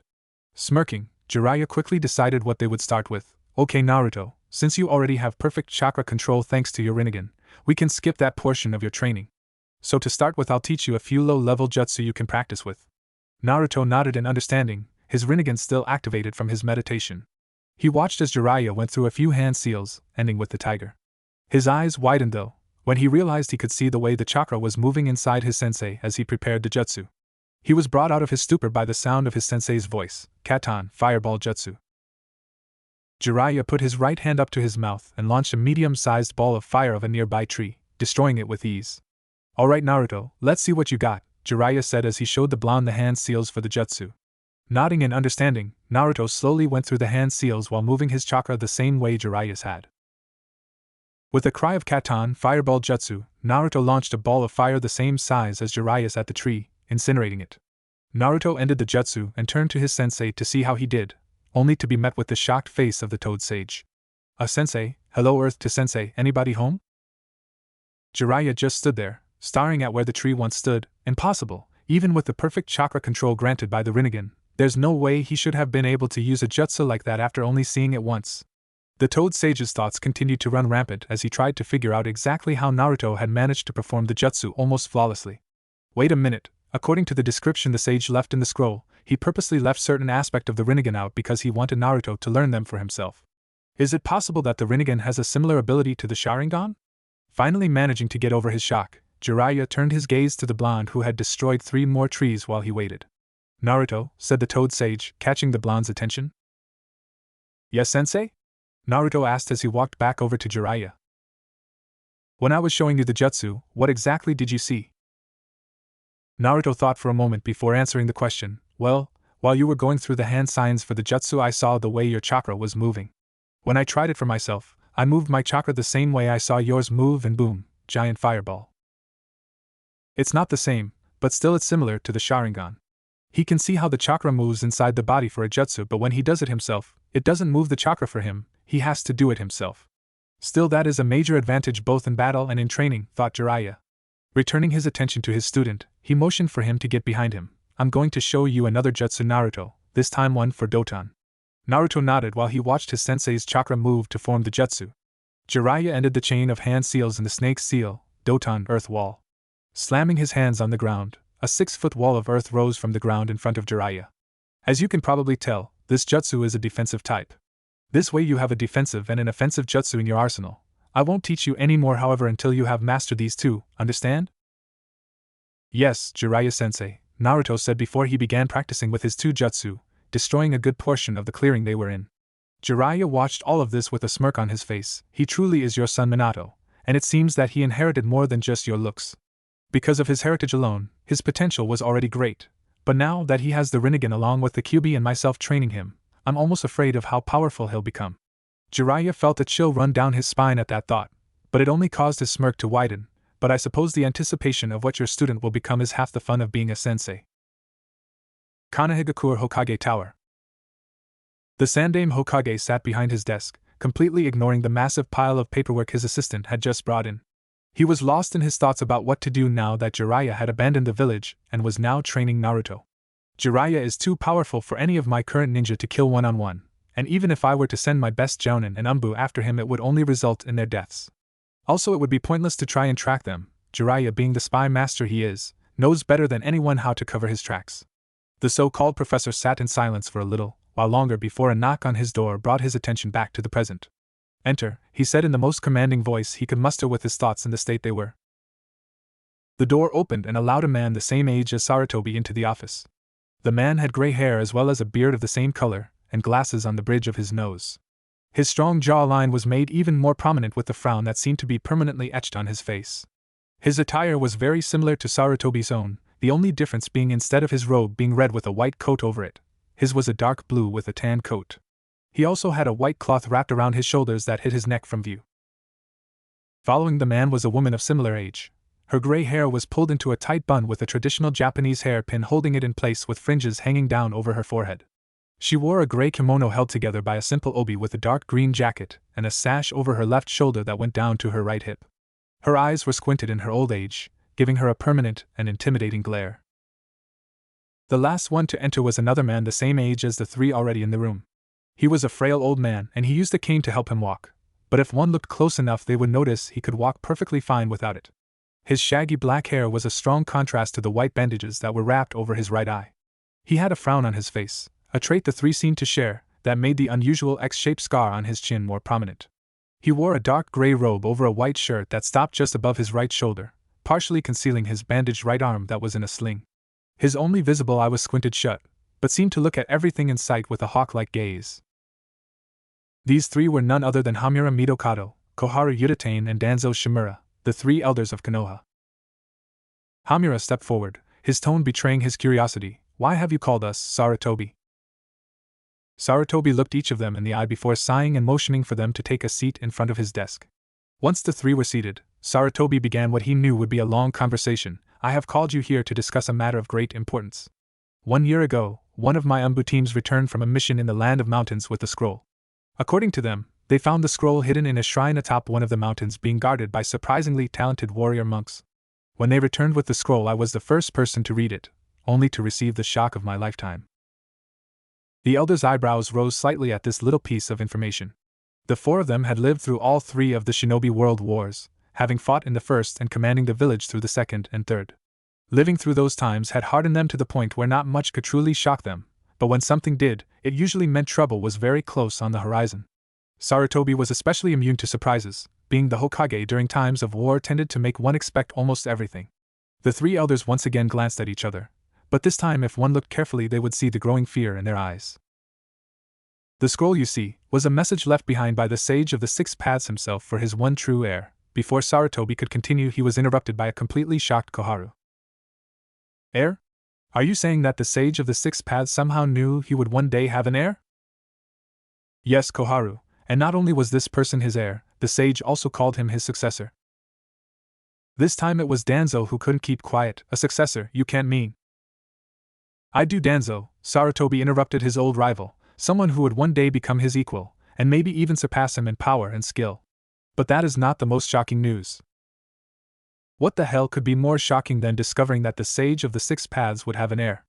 Asked an incredulous Hamura, thinking things couldn't possibly get any more surprising than they already had. Sarutobi looked his old teammate dead in the eye. Perhaps it was the fact that the heir the sage spoke of resided here in this very village. The elders couldn't help but gape at this newest piece of information. Not only had the sage had an heir, but that person was living in Konoha. It was almost too good to be true. We must find this person at once.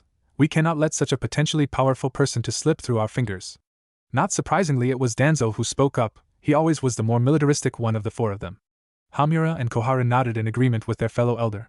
Letting someone like that out of their sight could be disastrous for the village. The Sandaime sighed. He knew this part was going to cause him a serious headache. I'm afraid you're too late. I already know who the person is, but getting him under our control will not be an easy feat. The elders stopped the small planning session they were having and turned suspicious eyes to the Hokage. The heir the sage spoke of in his message was none other than Naruto Uzumaki Namikaze. What? Shouted the three retired ninja as they tried to wrap their minds around what Sarutobi had just said. Naruto Uzumaki, the village pariah, was the one true heir of the sage of the Six Paths, the man who founded the ninja world? It just wasn't possible. From what they had read about the boy in his academy file was that he was almost useless as a shinobi. His taijutsu was very below average, his genjutsu was non-existent, and his ninjutsu was horrible. How was it that someone with no skill whatsoever could possibly be the heir to the most powerful shinobi ever to walk the earth? Yes, the scroll also explained in detail about the Rinnegan and how it was awakened. I sent a team of shinobi to complete the task and force Naruto to awaken the Rinnegan, giving us all three of the legendary dojutsu at our disposal. Unfortunately, circumstances occurred that caused a small problem. It seems the Jounin I put in charge of the mission blabbed that I was the one who ordered the attack, causing Naruto to flee the village. The Sandaime finished with a sigh, already preparing for the tongue lashing his advisors were about to deliver, and they didn't disappoint. What, you let that boy flee knowing who he was? Are you insane, Sarutobi? If any of the other villages were to get their hands on him, trailed off Hamura, not even wanting to think of what could happen if a village like Iwagakure got their hands on Naruto. Hamura is right, Sarutobi. We cannot allow any other village to find out who Naruto truly is. We must bring the boy back inside the walls of Konoha for the village's own good, Koharu said, her frown deepening as her thoughts drifted into ones similar to Hamura's. This is not something that we can ignore, Sarutobi. We need to send out teams to find the boy immediately, and bring him back to the village. Once he has been returned, he must be trained to be a loyal follower to the village to prevent something like this from ever happening again. Danzo said, his anger visible in his lone eye. I know, however it is not as simple as that, the Hokage said, cutting off the elders before they could get too far into their rant. Jiraiya, the boy's godfather, found him shortly after he left the village. It seems Naruto told Jiraiya everything that happened to him, and Jiraiya was less than pleased to say the least. He was angry enough over what happened to Naruto that he has abandoned the village to become a rogue ninja. The elders stiffened at this. Jiraiya was by far the most powerful shinobi that Konoha had at its disposal after the treason of Orochimaru and Tsunade's leaving. They also knew that sending teams after Naruto would be nothing short of suicide, as Jiraiya could probably take on half of their current available ninja at once, and win. As you know, trying anything to get Naruto back now would be extremely risky with Jiraiya around. The only course of action available to us is to bide our time and wait for an opening to present itself. The elders could only nod in agreement. They may not have liked the idea, but it was the only one available to them that didn't result in the massacre of hundreds of their ninja forces. Very well, we shall wait and make our move when the time is right, but until that time comes we need to prepare for anything and everything, Danzo said, getting nods of agreement from everyone else in the room. Even if there was only one technically loyal to the village, the Sannin were, and have always been a deterrent to the other villages to prevent war. When word gets out that all 3 Sannin have abandoned Konoha, other villages might be tempted to make a play for power. Danzo is right. We must be prepared for anything that might happen in the future. For now, though, we shall retake control of the Ninja Academy and up the curriculum. We will need more powerful ninja at our disposal when the time comes to make our move and help prevent war, and the best place to start is at the bottom, said Sarutobi as he took out a sheet of paper and a pen and began writing orders out. It is time that our ninja's skills should reflect our title as the strongest of the 5. Hamura and Koharu, send word to all of our forces that there will be an emergency meeting in exactly 2 hours. Danzo, I am officially reactivating your Root Umbu program. I know that you have some young children already in there, so send them to the academy to train with their peers. Also, send word to the academy that they are to implement these changes at once, and anyone who tries to argue with these orders is to be killed on the spot. As far as I'm concerned, we are now in a state of war, and we will prepare as such. The 3 elders nodded in understanding and quickly left the office to complete their assigned task. Sarutobi sat back in his chair and glanced over at a picture he kept on the edge of his desk. It was a picture of his genin team when they were first formed. The Sandaime frowned at the sight of the picture before he pushed it off his desk, watched as it cracked of the floor. It seems that all 3 of my former students have abandoned the village now. No matter, they can be dealt with in time, and then all 3 of them will pay the consequences for abandoning Konoha, thought Sarutobi as he got back to work, but not without one last glance at the now broken picture. The glass had cracked in 3 places, each crack going through the face of one of his students. Time skip 1 year later. Jiraiya stood in the middle of a small clearing surrounded by the dense forest of the Land of Woods. He remained unmoving for a few more minutes before a shift in the wind caught his attention. Spinning around, he raised his arms just in time to block a kick to the head from a black blur. Pushing the assailant back, Jiraiya took a moment to observe the person. The assailant flipped twice in midair before landing in a crouch a few yards away. Baggy black cargo pants led up to a black skin-tight sleeveless shirt that displayed the person's developing chest. Black sandals completed the outfit. A mop of spiky blonde hair rested on top of the attacker's head, while 3 whisker-like marks stood out prominently on his cheeks. The attacker was none other than a 9-year-old Naruto Uzumaki. Jiraiya smirked when he saw the small frown growing on his godson's face. Not bad, Gaki. Your stealth has improved since the last time we sparred, though you're still nowhere near good enough to get the drop on me. Naruto's frown, which had started to turn into a smile at his sensei's compliment, was back in full force. Seeing an opening in Jiraiya's guard, the blonde shinobi shot forward and attempted to deliver a left hook to the Toad Sage's ribcage. Naruto smirked when his punch met its mark, only for his eyes to widen when the Jiraiya he punched disappeared in a poof of smoke. Caught off guard by the fact he was fighting a clone, Naruto was completely unprepared for the palm to the back that sent him sprawling. Deciding to take things up a notch, Naruto used the momentum from the palm strike to roll into a handstand and flip backwards a few times before finally landing on his feet. Going through hand seals and ending with the tiger seal, Naruto jumped into the air and brought his right hand up to his mouth. Katan Fireball Jutsu. Taking a deep breath, the young blonde launched a medium-sized ball of fire at his sensei. Seeing the approaching threat, Jiraiya flashed through hand signs of his own and ended with the snake seal. Doton Earth Wall. Slamming his hands of the ground, a wall of earth rose just in time to block the attack. Releasing his jutsu, Jiraiya jumped up to meet the falling Naruto and delivered a sharp knee to the boy's chest. Gasping for breath, Naruto could do little more than grab a hold of his sensei's arm to keep from falling to the unforgiving ground below. Seeing his student unable to keep his balance and control, Jiraiya flung him over his shoulder and landing softly on the ground. Setting his student down, Jiraiya waited for him to get his breathing back under control. You've definitely improved, Naruto, but you're becoming predictable again. You're relying too heavily on your elemental jutsu. You need to start using your Rinnegan and the paths you've already unlocked more.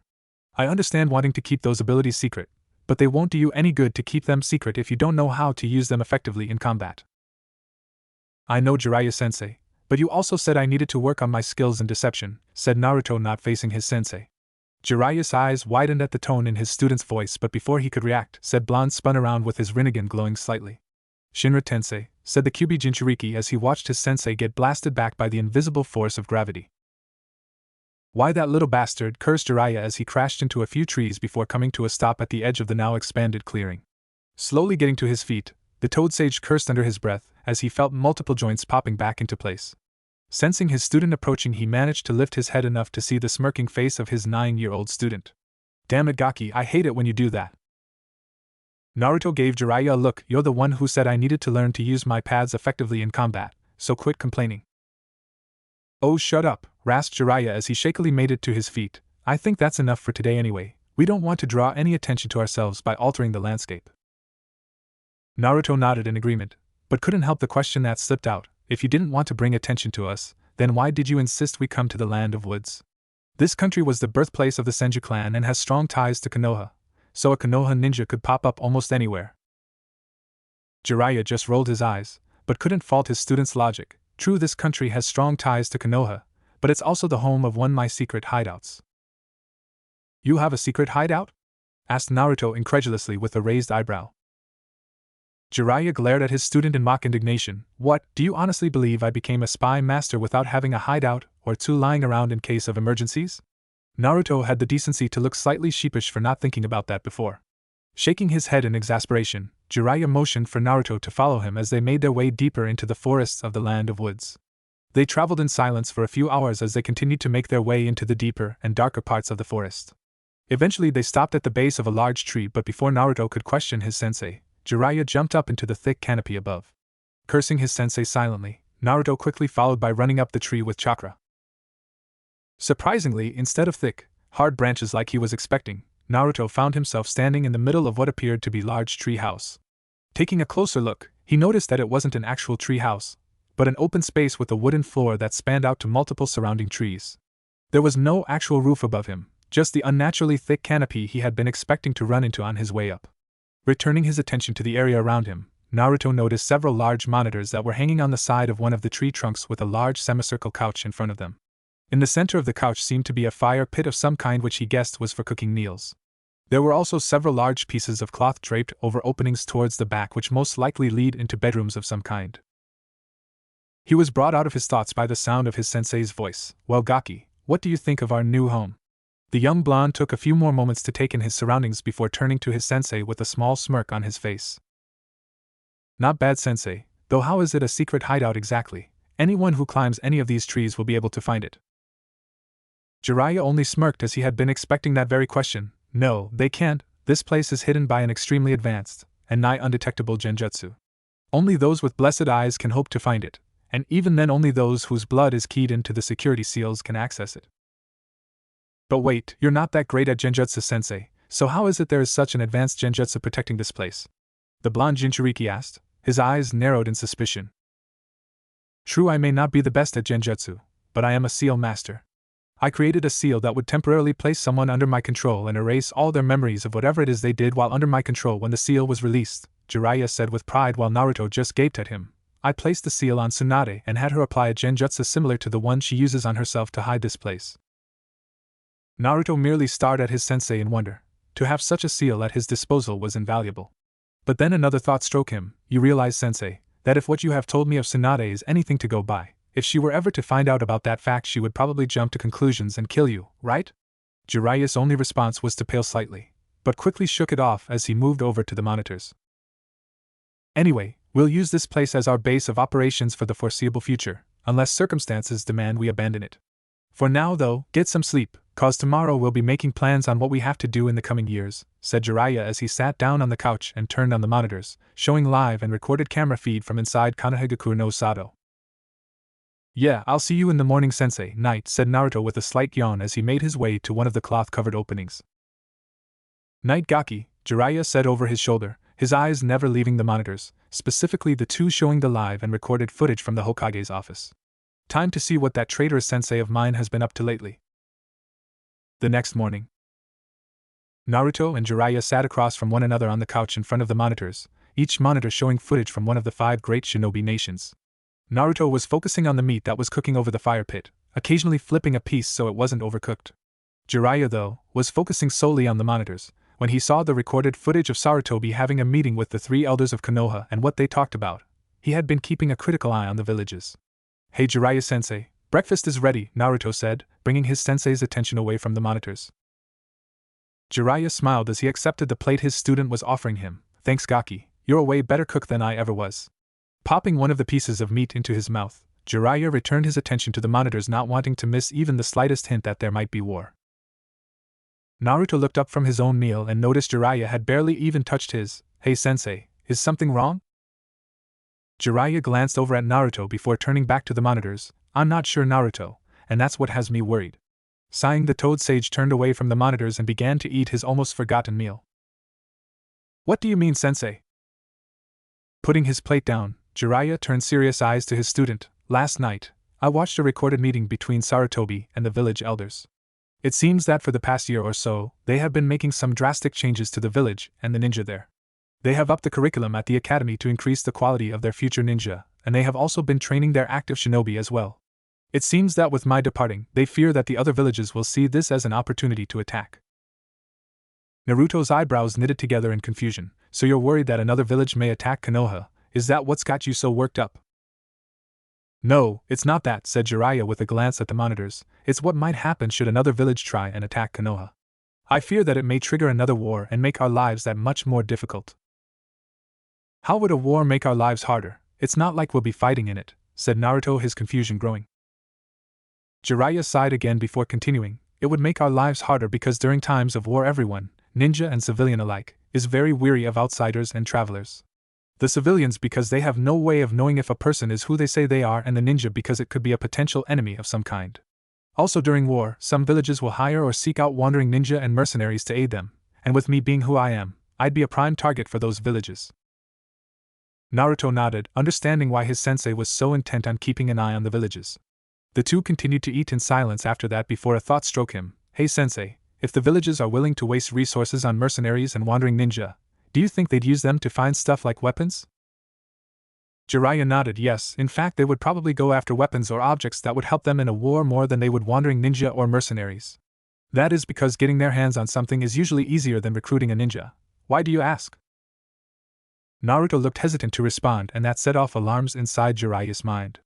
Naruto is usually outspoken and doesn't think before he speaks. What could possibly make him hesitate in voicing his thoughts? Thought the Toad Sage before he remembered the conversation he had with Kurama a year ago. Could it have something to do with that mission Kurama spoke of? Naruto took a shaky breath before finally answering his sensei's question. Would Jinchuriki be included in that as well? At Jiraiya's nod, he continued, then we have to move soon. If a war does break out, it will make my mission that much harder. You're talking about that mission Kurama mentioned a year ago, right? Naruto nodded the affirmative, bringing a thoughtful look to Jiraiya's face. A mission involving the Jinchuriki, what the hell could he have to do? Jiraiya pondered things for a moment before his eyes shot open, causing Naruto to flinch back slightly. He couldn't possibly be considering gathering all the Jinchuriki together, could he? Naruto, what do you have to do that involves the Jinchuriki? I have to bring them together so that the 9 of us can fight together against the darkness that is hiding in the shadows of this world. Only when the 9 of us fight together can we stand a chance of defeating this evil. This made Jiraiya frown slightly as he thought this over. A mission of this caliber would easily be considered SSS rank by a village's standards, but what could this darkness he mentioned be? I'll have to let my spy network know to keep an eye and ear open for anything that might be related to this threat. Oh well, I always did enjoy a challenge. Outwardly a smirk began spreading across Jiraiya's face as he continued to think things over. Alright Gaki, since it seems this mission was given to you by the Sage of the Six Paths himself, it must be of great importance. Now the first place to start is to locate the other Jinchuriki, and to do that we'll need my spy network.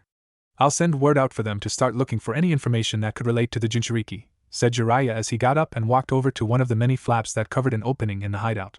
Naruto quickly followed after his sensei and had to control his surprise at what he found in the room. The whole room was covered in seals. A large seal matrix was drawn in the center of the room where Jiraiya was currently sitting, and a large map of the elemental nations lined an entire wall, with seals and locations listed all over it. Some of the seals were glowing a faint red while others weren't doing anything. Naruto's attention was torn from the room when the seal matrix Jiraiya was sitting in the middle of started glowing the same faint red as the seals on the map. Slowly, one by one the seals on the map began to dim and return to normal, and after the last seal had faded, Jiraiya stood up from the seal matrix and motioned for Naruto to follow him back into the main area. What the hell was that, sensei? Asked a completely astonished Naruto. Jiraiya couldn't keep the smirk off his face as he turned to his student. That, Naruto, is one of my greatest creations in the art of Fuinjutsu. It is based on the same principle as the Yamanaka clan's Mind Jutsu, but on a much larger scale. You see, Naruto, I can't always be there in person when one of my informants has something important they need me to know. So I designed a seal that could be placed on my informants that would allow them to transfer whatever it is they need me to know into that room we were just in. When they do this, the seal that is linked to theirs will glow, indicating a new message, and by sitting in the middle of that seal matrix, I am able to absorb whatever knowledge they send to me. Naruto, for the first time in his life, was speechless. What his sensei had just told him seemed almost impossible, and to an average civilian, it was impossible. But as Naruto was quickly learning, in the world of ninja, always expect the unexpected. Finally finding his voice, Naruto said the first thing that came to mind, "That is so cool, Jiraiya-sensei, you are so teaching me that later on." Taking a few deep breaths to calm himself down, Naruto looked at his sensei with a question on his face. "So what all did you learn, sensei?" Hearing the question, Jiraiya's expression turned serious again as he and Naruto sat back down on the couch. "Actually, Naruto, I got a possible lead on one of the other Jinchuriki." Naruto's eyes snapped up to meet his sensei, all traces of his earlier excitement gone. "From what my informant can gather, the Jinchuriki lives in Sunagekure no Sato, the village hidden in the sand. According to the stories that the Sandaime used to tell my team growing up, during his reign of the Shodai Hokage, Hashirama Senju gained control over all 9 of the Bija thanks to his unique Mokutan abilities. Shortly after Konohagakure was founded, Hashirama spread the Bijou around to other sprouting villages in an attempt to equalize power. If I'm not mistaken, he gave the Ichibi to Sunagekure because of its ability to manipulate sand." Naruto nodded slightly in understanding before turning to the monitor displaying Sunagekure. "So Shikaku is in Suna. That's at least a couple of days' journey from here at my top speed, which isn't much." Jiraiya nodded, picking up a controller and turning on other monitors, showing different locations inside Sunagekure. "True, but that is if we go by foot. I think this would be a good time to test out summoning a larger creature through your animal path, but we can worry about getting there later. First we need to try and piece together an identity of who the Jinchuriki might be. From what my informant gathered, it is a young boy around your age, and judging by what some of the people he talked to said about the Jinchuriki, it's obvious he isn't accepted. Then we need to hurry and get him out of Suna as soon as possible.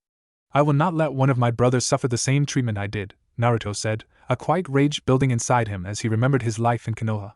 "Calm down, kid. Getting angry won't do anything for us right now," said the voice of Kurama. Naruto was surprised to hear the kitsun's voice since he'd been strangely quiet for a while. "You're right, Kurama. But what's been up lately? You haven't said much since we passed through the land of waterfalls a month back." "Yeah, sorry about that. I'd been thinking about something I felt while we were in that country." "Really, what is it?" "I wasn't sure at first, but now I know for certain. It was my brother Chome. I felt his presence, but it was diluted, which explains why it took me so long to recognize it. He is inside a Jinchuriki, but the seal holding him is suppressing most of his power."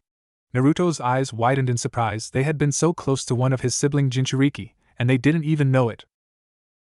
"Jiraiya-sensei, we have a lead on another one of the Jinchuriki," said Naruto, coming back to the present. Said sage looked at his student in surprise, but quickly shook off, simply passing it off as a Jinchuriki thing. "What do you have, Gaki?" "The Nanabai no Kabutamushi. It is sealed inside a Jinchuriki in Takigakure. Kurama said he felt a presence there when we passed through it a month ago but couldn't tell from what. Apparently the seal holding Chome, the Nanabai, is suppressing most of its power and keeping him from interacting with his Jinchuriki." Jiraiya placed his hand under his chin in concentration. You're probably right, cause if I'm not mistaken, the Shodai gave the Nanabai to Taki as a sign of good faith. Alright then, we now know the location of 2 of the Jinchuriki, but the question is, which one do we go after first?" "Shikaku's Jinchuriki. From what Kurama told me, he always was the most bloodthirsty and impulsive of the Bija.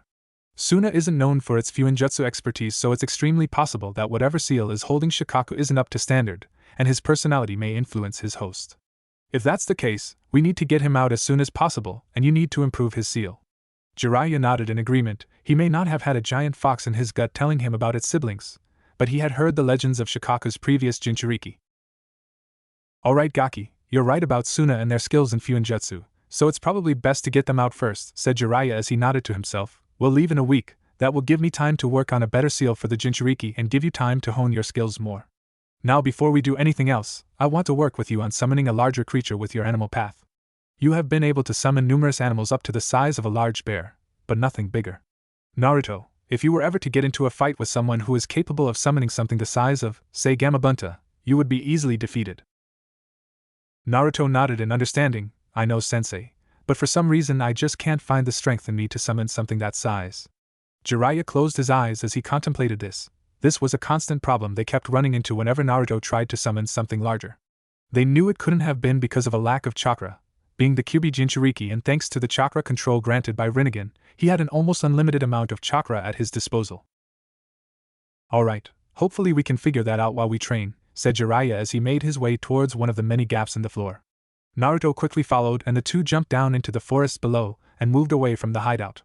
This is far enough, Jiraiya said after they were about 200 yards from the hideout. Okay Naruto, you know what to do, try and summon a dog the size of one of the trees.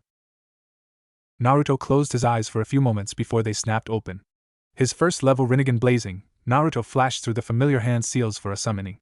Slamming his right hand on the ground, Naruto focused as much chakra as he could into the jutsu, summoning jutsu. A large poof of smoke appeared in the clearing. When the smoke finally dissipated, it revealed a large two-headed dog as tall as Jiraiya. Damn it, why can't I summon anything larger than this? Jiraiya watched his student with a critical eye. He couldn't put his finger on it, but he felt something was off about the summoning. Normally when someone summons something, it requires a small blood sacrifice. But when Naruto summons something, there is no sacrifice needed. When he first started training with his animal path, we found out that the creatures he summons aren't real. They are just a manifestation his animal path creates. But wait, if the creatures are just manifestations, then extra chakra shouldn't be required no matter the size. Naruto, dispel him and come over here for a minute. Still grumbling to himself, Naruto obliged and walked over to his sensei while the dog dispelled in a poof of smoke. What is it, sensei? I think I just figured something out. When you summon something with the animal path, they aren't real animals, they are just manifestations created by your animal path. If I'm right, then when you summon something, it isn't about chakra like a normal summoning, but it's about your animal path. Try focusing more on your Rinnegan and your animal path to summon and less about the chakra involved. Naruto thought about what his sensei said and nodded in agreement. It made sense. Since his version of a summoning was different than a normal one, it was possible that he had to approach it in a different manner. Walking back over to where he had summoned the dog, Naruto closed his eyes, but this time he focused on his Rinnegan and his animal path. Eyes snapping open again, Naruto flashed through the same hand signs and slammed his hand on the ground. Summoning jutsu, a large cloud of smoke filled the clearing and a few yards outside of it as well. Sensing something big coming, Jiraiya jumped out of the way just in time to avoid being crushed by a giant paw. Looks like he finally got the hang of it, thought Jiraiya as he waited for the smoke to clear. Slowly the smoke began to thin and Jiraiya could just make out the shadowy outline of a Gamabunta-sized creature. After the smoke had completely dissipated, Jiraiya had trouble picking his jaw up off the ground. Oh, you have got to be kidding me. Only Minato and Kushina's son would have the imagination to summon something like that. Before Jiraiya, with a beaming Naruto on its head, was a Kyuubi no Kitsune. Though this one was very different than the real one. Its fiery crimson-red fur had been replaced by sun-kissed blonde fur that matched Naruto's own, and its blood-red slitted eyes had been replaced by a first-level Rinnegan. The Toad Sage was pulled from his thoughts by the sound of his student's voice. You were right, Jiraiya-sensei. All I had to do was focus on my Rinnegan and animal path, then poof, giant summons. Jiraiya shook his head at his student's rarely seen hyperactive attitude. Okay Gaki, dispel that fox before someone notices it and comes to investigate. Complying with his sensei's instructions, Naruto mentally ordered his summon to lower its head, allowing him to jump off before dispelling in a poof of smoke. Okay, now that you seem to have a grip on summoning larger animals, practice with controlling the size of the creatures and summoning as many as you can at once. I'm heading back to the hideout to begin working on the seal. Don't stay out more than a few hours, and if anything goes wrong, summon that yellow Kyuubi again and I'll be there as soon as possible. Naruto nodded and watched as his sensei disappeared in a blur back to their impromptu home. Cracking his knuckles, Naruto smirked as he started training with his animal path. Let's see what else I can summon. A week later. Alright Gaki, time to get going, Jiraiya said as he waited for his student to get ready. The young blonde came out of his official room wearing the same black clothes he had taken to wearing and black traveling cloak. Ready sensei, said Naruto as the two jumped down to the ground below them. Acting before his sensei could even ask, Naruto went through hand signs with his Rinnegan activated, summoning jutsu. In a poof of smoke, two gray birds, large enough to ride, appeared in front of the two shinobi. Climbing onto the birds, Naruto gave them a mental command and the two birds shot into the air heading towards the desert region that was the land of wind. Naruto, Jiraiya called over the wind, when we reach Sunagakure I'm going to meet with one of my spies. While I'm doing that I want you to look around the village for any signs of the Jinchuriki. If you find him, do not approach him, find me and we'll plan our next move from there. Naruto couldn't hide his disappointment at not being allowed to talk to his brother Jinchuriki, but he understood the need for secrecy. Nodding his head, though reluctantly, Naruto continued to direct his summons in the direction of Suna. After a few hours of flying, the two shinobi had finally reached the edge of the deserts of the Land of Wind. Naruto, take us lower to the ground, we don't want to be spotted yet. Naruto outwardly nodded while mentally ordering his summons to lower themselves so they were skimming the surface of the sand. The effect was almost immediate. At the speeds the two birds were flying, a small sandstorm quickly formed behind them. In a flash of inspiration, Naruto made a few hand seals. Futon, great breakthrough, the young blonde blew out a medium-sized ball of compressed air into the sands ahead of them, effectively increasing the sandstorm around them. Jiraiya nodded in approval. Very good, Naruto, that was an excellent use of the terrain to our advantage. Since Suna is in the middle of the desert, sandstorms, no matter how small, have become a natural part of their lives. With this cover we'll be able to fly right into the village unnoticed. Naruto smiled at his sensei's praise and continued to direct the birds towards their destination. Sunagakure no Sato. The Yondaime Kazekage looked over his villager from his office window, admiring the beauty of it. The sun had reached its peak for the day and its light was being reflected perfectly off of the sand. The tiny particles reflected the light just so that the entire village seemed as though it were covered in glitter and shining as bright a star. The Kazekage frowned, however, as he remembered what this beauty hid. Behind this outward beauty was a very dark secret. Even Gaara was a failure.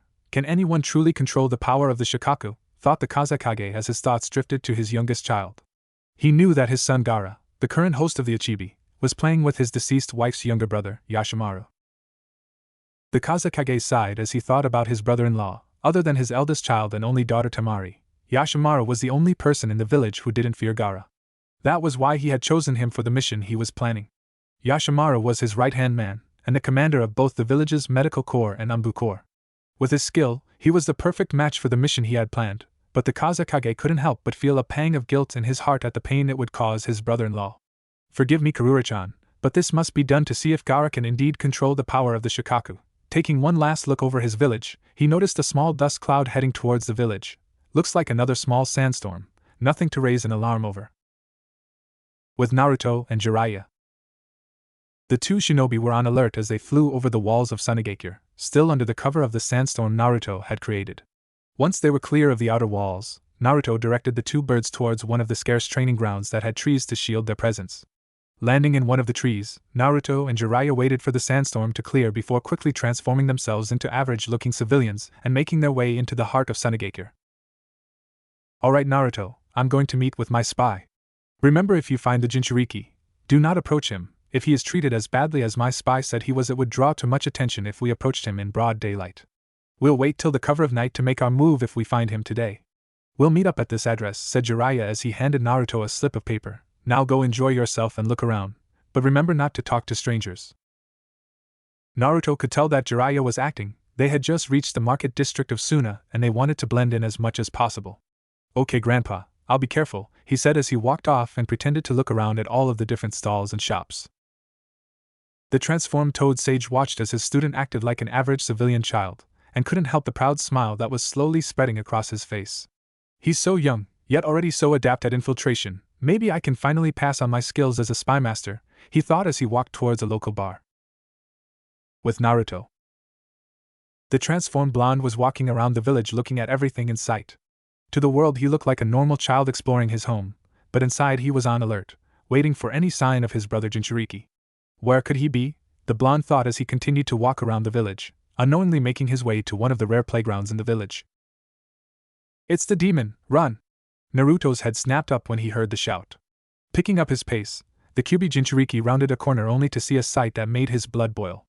Kids, adults and families of all kinds and ages were running away from the playground as fast as their legs would carry them. In the middle of the playground, curled up in a ball with his shoulders shaking, was a young boy with spiky red hair, much like his own. Naruto slowly approached the redhead, subconsciously knowing that this boy was a brother to him. Some sand crunching under his feet jolted the redhead into a standing position, his sea-foam green eyes wide with fear. Kit, it's him, he's Shikaku's Jinchuriki, Naruto nodded at the voice in his head, his eyes never leaving the shacking body of his brother. So much for not approaching him, thought Naruto as he stopped in front of the redhead, his eyes showing nothing but happiness. Gaara watched this stranger with wary, scarred eyes. Whenever a stranger approached him, it usually ended in blood. Deep inside of Gaara's mind, Shikaku was watching this stranger with a critical eye. There was something about the boy that seemed familiar. He just couldn't put his claw on it. "I finally found you," said Naruto as he looked Gaara in the eye. Gaara couldn't explain it, but he felt he could trust this person. There was something in his eyes that he had never seen in anyone else. Understanding. This boy understood what it was like to be feared, to be hated, and to be betrayed. They were alike, they were brothers. "We have much to talk about, brother," Naruto said as his eyes flashed red with slits for the briefest of seconds. Gaara's eyes widened as his eyes flashed golden with a star-shaped pupil as a feeling of calmness washed over him. "Indeed we do, brother," said Gaara as the sand around him began to swirl and formed a dome around the two boys. Unknown to the two boys, someone had seen the little interaction.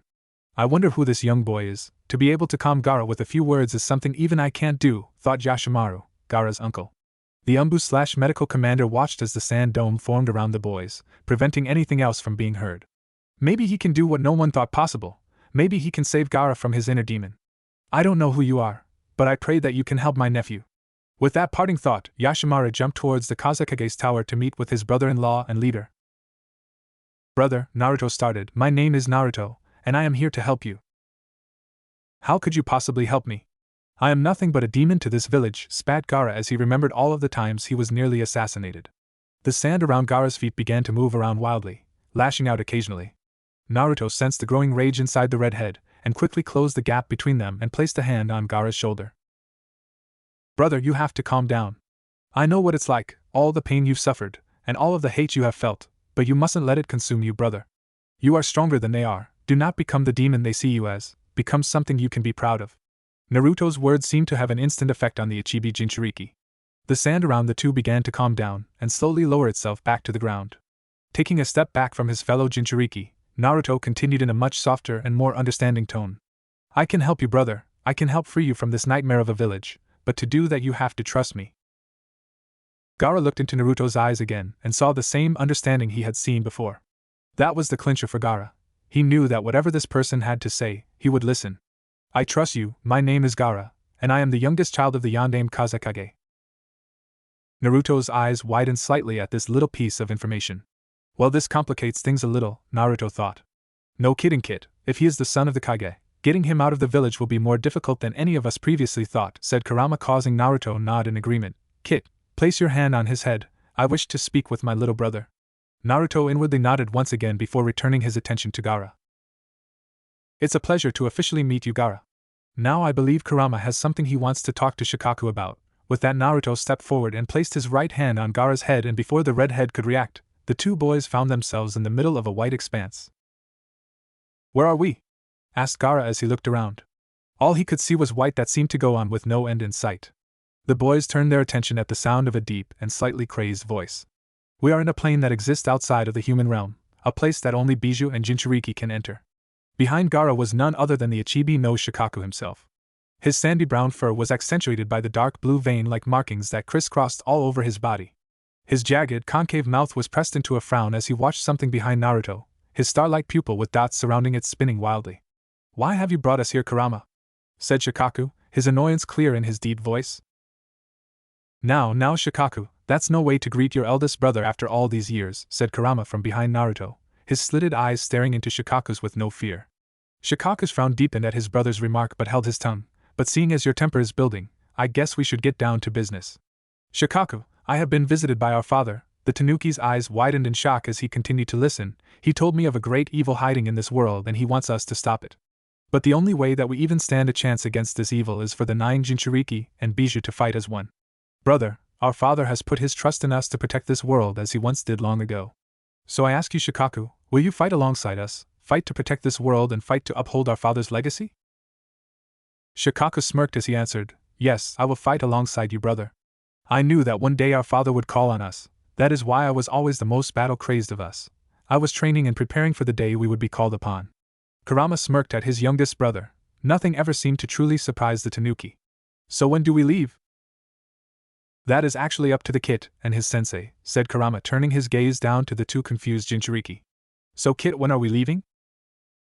Naruto thought for a moment before answering. "Tonight, once I tell Jiraiya sensei what happened, and after he's done ranting about me ignoring his instructions, we'll come pick Gaara up and sneak out of the village." The other three beings in the white expanse nodded in agreement. Now that that's decided, let's get back to our world and put our plans into motion. Shikaku, until my sensei can repair the seal that is holding you inside of Gaara, I need you to restrain yourself and your power. The last thing we need right now is Gaara going into a rage if someone angers him. Shikaku pouted slightly at having to hold in his power instead of letting it run rampant like he was used to, but nodded in understanding. Good, now let's head back. And no sooner had Naruto finished, the two boys found themselves once again inside of Gaara's sand dome. I guess I shall see you tonight, brother, said Gaara, slightly disappointed at having to separate from his first true friend and brother. Naruto sensed Gaara's disappointment, and placed a comforting hand on the redhead's shoulder. Don't worry, Gaara, we shall see each other again soon, I promise. Gather whatever belongings you wish to bring with you and wait for us atop the highest balcony in the village. We'll find you and we'll make our escape from this hell of a village, Naruto said in a soothing voice that eased Gaara's worries. Giving each other one final nod, Gaara dropped the sand dome around them and the two took off in different directions, not wanting to attract attention. Sunagekure Kazakage's office. Yashimaru stood before his leader and brother-in-law, a strange sense of dread building in the pit of his stomach. Sitting at his desk, the Kazakage had an emotionless mask on his face, making it impossible to tell what he was feeling or thinking. This only served to increase the feeling of dread Yashimaru had. No matter what, he had always been able to read his brother-in-law like a book no matter how hard he tried to hide it. For him to not be able to read anything off of him was setting off warning bells inside his head. Yashimaru, I have a mission for you, said the Kazakage as he slowly rose from his seat and turned to look at his village. Yashimaru slowly walked to stand at his right side, his eyes glancing over at the park where Gaara had encountered Naruto. What is it, Kazakage-sama? He asked in a neutral voice, hiding his growing dread. The Kazakage sighed heavily as he turned to look at his right-hand man, knowing how much this was going to kill him inside. This is an S-rank assassination mission. You are to kill the target by any means necessary, do you understand? Hi, Kazakage-sama. Who is the target? Deep inside, though, he already knew who he was supposed to kill, and it was taking every ounce of his shinobi training to not lash out and refuse. Your target is Gaara. Your mission begins tonight. Yashimaru had to force himself to reply with all of the emotions he was feeling. Hi, Kazakage-sama. The Kazakage sighed as he watched his brother-in-law's reflection leave his office. Karura-chan, forgive me for this sin, but it is in village's best interest that Gaara be killed, thought the Kazakage as he gazed at the clear sky hanging overhead. With Naruto. Naruto, once again under his transformation, was walking through the streets of Sunagekure with his head swerving left and right. Damn it, sensei, the least you could have done was tell me where the hell you were meeting that spy at, cursed Naruto as he continued to search the streets. After another hour of fruitless searching, Naruto was seriously considering just finding Gaara and making a break for it. Kid, did you forget that thanks to your perfect chakra control you can sense other chakra signatures? Naruto stopped mid-step and had to resist the urge to slap himself. How the hell had he forgotten that? Thanks, Kurama, thought Naruto as he closed his eyes and concentrated on the chakra signatures around him. He was surprised when he felt many of the chakra signatures coming from passing Suna ninja. Many of the Chunin and Jounin had chakra reserves that were barely acceptable for their rank. A Chunin that walked by him had especially low reserves that were about the same as a Konoha genin. No wonder Konoha is known as the strongest of the five. These ninja could probably barely hold their own against Konoha's elite Chunin. No kidding, kid, even you could probably fight most of these ninja and win one-on-one. Maybe, but back to business, got to find Jiraiya-sensei. With that, Naruto once again began to focus and extended his range as best he could. It took him a couple of minutes, but he finally found Jiraiya a couple of blocks away from him. That wasn't too hard. Jiraiya-sensei has by far the largest chakra reserves inside of this village. With the direction in mind, Naruto set off at a mild jog towards where he felt his sensei's chakra signature. Kanahigaku no Sato Hokage Tower. The Sandaime Hokage looked over his village with a small smirk playing at the corner of his lips. Ever since Naruto's escape from the village, things had taken a drastic change from the norm. The once friendly and welcoming atmosphere that seemed to radiate from the very foundations of the village itself had been replaced by one of dread and intimidation. The civilians of the village, though, seemed almost blind to the change, still going about their daily lives. The shinobi, on the other hand, were a different story. In earlier years, the shinobi of the village had been like the civilians, easygoing and only relying on their training for missions and when called upon. Now, though, they were constantly on alert, almost as if they were expecting an invasion at any moment. This was due to the Sandaime's decree of what had happened during the incident with Naruto. The civilians were outraged and had called for the Hokage to have the boy be tracked down and killed for his crimes. The shinobi had been in shock at the fact that Naruto was the heir of the Sage of the Six Paths, the very man who taught their ancestors the ways of chakra. Needless to say, The civilians' cries were silenced when all of the ninja in the village sided with the Hokage. Not even the ignorant civilian council members were stupid enough to argue when they had an entire village of ninja opposing them. Now, with a more militaristic outlook, Sarutobi had ordered each and every one of his ninja to train themselves to the limit, and train they did. Genin were easily Chunin level by any other village's standards, while their Chunin looked more like Jounin, and their Jounin could defeat an entire squad of Umbu from another village. The Hokage himself had even begun his own training, quickly regaining the right to call himself the god of shinobi. The academy was not spared from the increased training either. Once he and his advisors had looked at the academy curriculum, the Sandaime couldn't change it fast enough. While they had retained some of the classes and lessons such as history, chakra theory and tactics, they had also incorporated much more to the academy curriculum. Children still began the academy at 6 years of age, but instead of slowly getting them used to what they were learning, they were thrown into it headfirst. For the first 2 years there, children were taught mostly general things such as taijutsu, history, basic tactics, basic chakra control, and how to use tools like shuriken and kunai properly. However, they also introduced them to other areas of ninja specialty such as kenjutsu, genjutsu, medical ninjutsu, tracking, and advanced ninjutsu. At the end of their second year, students were given the original graduation exam to see if they were ready to move on. Starting their third year, students were given the choice between 5 different fields to continue their education in: medical ninja, assassination, heavy assault, sensory and tracking, or intelligence. Sarutobi had taken Tsunade's original idea for having a specialized combat medic corps and taken it to the next level. By introducing students to these fields early on in their education, it allowed them to discover what would best suit them and helped increase their numbers in the areas. Each unique field also branched off into the other fields slightly to help improve the quality of students and give them some variety in terms of skill. Those who went into the medical field were also trained in sensing out even the faintest of chakra signatures to help save more lives. They were also trained slightly in assault. An enemy would always target the medic first, so they couldn't help heal their teammates. So to give field medics a better chance, they were trained extensively in taijutsu and some ninjutsu. The ones that continued in assassination were trained to the extreme in stealth. They also studied in the medical field on the anatomy of the human body so that they could kill their target quickly and efficiently. On top of that, they were trained in tracking so they could find their targets quickly and eliminate them before they had a chance to become a larger threat. Heavy assault students were trained mainly in taijutsu, kenjutsu, ninjutsu, and other skills that could help them in combat. They were trained slightly in medical ninjutsu so that if anything were to happen to them, they would be able to at least patch themselves up enough until they received treatment. Those that went into sensory and tracking were, for obvious reasons, trained to track down their targets and restrain or eliminate them. To accomplish that, they were also trained highly in assault so they could hold their own in a fight against their opponents. The branch off of this field was the sensory field, where students trained in homeland defense and protection. The ones that followed this path usually joined the barrier team that helped to watch over and maintain the village's security. The intelligence field mainly focused around getting information out of an enemy or prisoner by any means necessary. This often led students to join the torture and interrogation corps of the Umbu after they had graduated and had been promoted. Sarutobi was pulled from his thoughts by a knock on his door. Sitting down in his seat behind his desk, Sarutobi cleared his throat before speaking in a commanding voice, "Enter." The door opened to reveal his one-time rival and best friend, Danzo Shimura. "Ah, Danzo, what do you have to report?" Danzo spoke in his standard monotone. "The team you sent to the temple in the land of mountains to conduct further research has returned.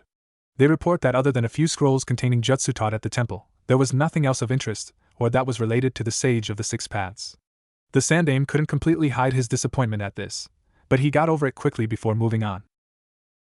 "What about that other mission?" the Sandaime asked as he signaled his Umbu guards to leave.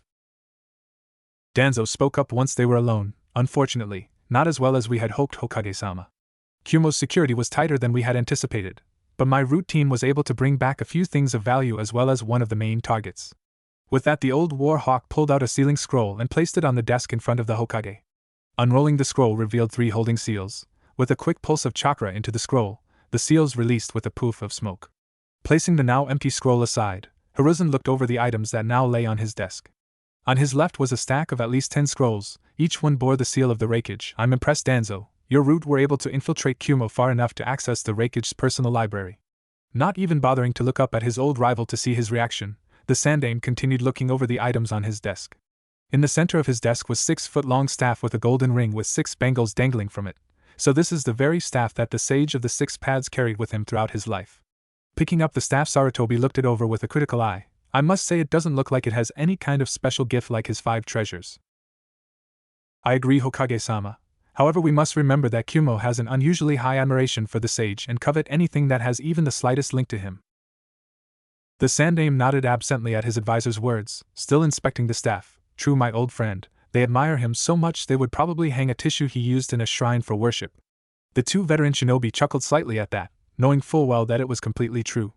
Placing the monk's staff back onto his desk, Sarutobi looked over at the last item on his desk, one of the 5 targets the team had been sent to steal, the banana palm fan. It was unlike any other fan the Hokage had seen in his lifetime. The handle was wrapped in white tape with a silver ring on the tip. Attached to the ring were several snow-white feathers tipped with red at both ends. Before the Hokage could pick up the revered weapon, Danzo's voice stopped him. I wouldn't pick that up if I were you, Hokage-sama. The Hokage gave his old friend a confused look. Apparently each of the treasures consumes massive amounts of chakra just by simply picking one up. The team I sent into Kyuubi was comprised of 4 of my top infiltration specialists. Only 3 returned. The one who didn't was the one who picked up the fan.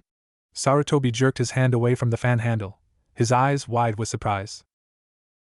So for one to wield the fan they must have exceptionally large chakra reserves.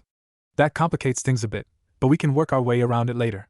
For now, store the scrolls in my personal library and place these 2 in the high-security vault at the Umbu Armory, said Sarutobi as he resealed everything back into the scroll before handing it to Danzo, who left with a quick "Hi, Hokage-sama." Alone once again, Sarutobi turned around in his chair to once again look out over his village. Though I would have preferred to have more of the treasures, having one is still a boost to the village's power. Now I believe it is time to begin that other operation, thought the Hokage before summoning one of his Umbu back into the room. Prepare a tracking squad. I have a message that needs to be delivered and the recipient is very elusive. At once, Hokage-sama, said the Umbu before he shunshined away to complete his task. The Sandaime chuckled slightly as he thought about the possible response from this message would bring before signaling another Umbu to appear. Summon the Sannin. I have a mission for them. Sunagake no Sato. You have got to be kidding me, thought Naruto as he stood outside of a dimly lit bar. From the appearance of the place it looked like it was barely surviving off of the handful of customers he could see inside. Why the hell would Jiraiya-sensei be in a place like this? Although he said he was meeting a spy, not getting drunk. I agree, Kit, but you know what they say, the safest place to hide is in plain sight. Besides, who's going to suspect anyone who goes to this kind of place of being a spy? Sighing inwardly, Naruto nodded slightly as he walked into the dingy bar. Yeah, I guess you're right, Kurama, but still I expected something a little better than this. Before his tenant could respond, Naruto was stopped by 2 obviously drunk men standing in front of him. Hey kid, what the hell are you doing here? Looking for my grandfather. I think he wandered in here, said Naruto, keeping up his image as a normal 9-year-old civilian. The 2 men sneered at him through half-lidded eyes before the second one spoke up. Well, he's not here, so get out, you pathetic shrimp, before we make you. By now everyone in the bar was watching them, and none of them seemed to be moving anytime soon. Useless drunks, thought Naruto as he looked around at everyone's faces. Ignoring the 2 men in front of him, Naruto pushed past them and continued to walk into the bar. The 2 men just stared at his back in shock for a minute before it was quickly replaced by anger. Why, you snot-nosed little brat! Shouted the second drunk before he swung a fist at the back of Naruto's head. Before Naruto had a chance to counter, the man's fist was caught by a much larger hand. Naruto turned around to face the newcomer and smiled at who he saw. A middle-aged man with slightly graying hair with the build of an average civilian man held the man's wrist in a vice grip, while glaring daggers at the would-be attacker. Lay a hand on my grandson, and it will be the last thing you ever do, said the transformed Jiraiya as he tightened his grip on the man's wrist. Said man winced at the pressure being applied to his wrist, but his alcohol-induced anger was preventing him from seeing the obvious danger he was in. Stay out of this, you bastard! He screamed as he swung his other hand at Jiraiya. Easily catching the punch in his other hand, the Toad Sage pulled both arms down while raising his knee to meet them. A sickening crunch resounded throughout the bar as both of the man's arms were broken clean in 2. You were warned, said Jiraiya before turning his attention to the other man who had been threatening Naruto. Do you want to try something like your friend here? The man quickly shook his head before fleeing the bar. Come on, Gaki, I've taken care of my business here, said Jiraiya as he motioned for Naruto to follow him out of the bar. The 2 shinobi continued down the road for a few minutes before Jiraiya led them into a nearby hotel. After renting a room for the night, Jiraiya sealed the room with a couple of seals and turned to his godson. So Gaki, did you find any information on the Ichibi Jinchuriki? More than information, I found him, said Naruto after he cancelled his transformation. Jiraiya raised an eyebrow in mild surprise, but his eyes narrowed slightly when he noticed Naruto's slightly sheepish look. Naruto scratched the back of his head as he answered his sensei's silent question. Well, you know how you told me not to approach him if I found him, At Jiraiya's nod he continued, "Well, I kind of talked to him." Jiraiya just stared at him for a little longer before sighing slightly. "Oh well, I guess I should have seen this coming. Anyway, what did you two talk about?" Naruto spent the next few minutes recapping his and Gaara's conversation in detail to Jiraiya, who would nod occasionally. When he had finished his explanation, Naruto watched as his sensei silently thought over what he had said. "Alright," Jiraiya said after a few minutes of silence, "we'll meet up with him tonight and make our escape. Once we're clear of the village's range, we'll head back to the hideout. Once we're home, we'll plan out our next move and go from there. For now, though, we need to rest. We don't want to risk having to fight someone when we're tired." Naruto nodded in understanding and sat back on his bed and was soon asleep, shortly followed by Jiraiya. Later that night. "You ready, Gaki?" asked a shadowed figure with long spiky hair to the shorter figure next to him. Said figure closed his eyes and focused before they shot open, revealing his first-level Rinnegan. "Yeah, it's time we freed my brother from this hell of a village," said a young voice before the figure took off, jumping across the roofs of buildings towards the highest point in the village. The taller figure was quick to follow, easily catching up to his smaller companion. "We'll get him out of this village, Gaki, don't worry," he said as the two of them continued across the roofs of the village. With Gaara same time.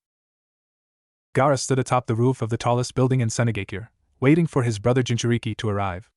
"I wonder what it will be like to travel the world," thought Gaara, his excitement showing even in his thoughts. All he had ever known in his short life was the harsh treatment and cold stares of the people of Suna. "You'll soon find out, Gaki. I can't wait till you get older and start killing everyone that comes our way. Oh, it will be a glorious bloodbath." Gaara merely raised an eyebrow at his tenant's words.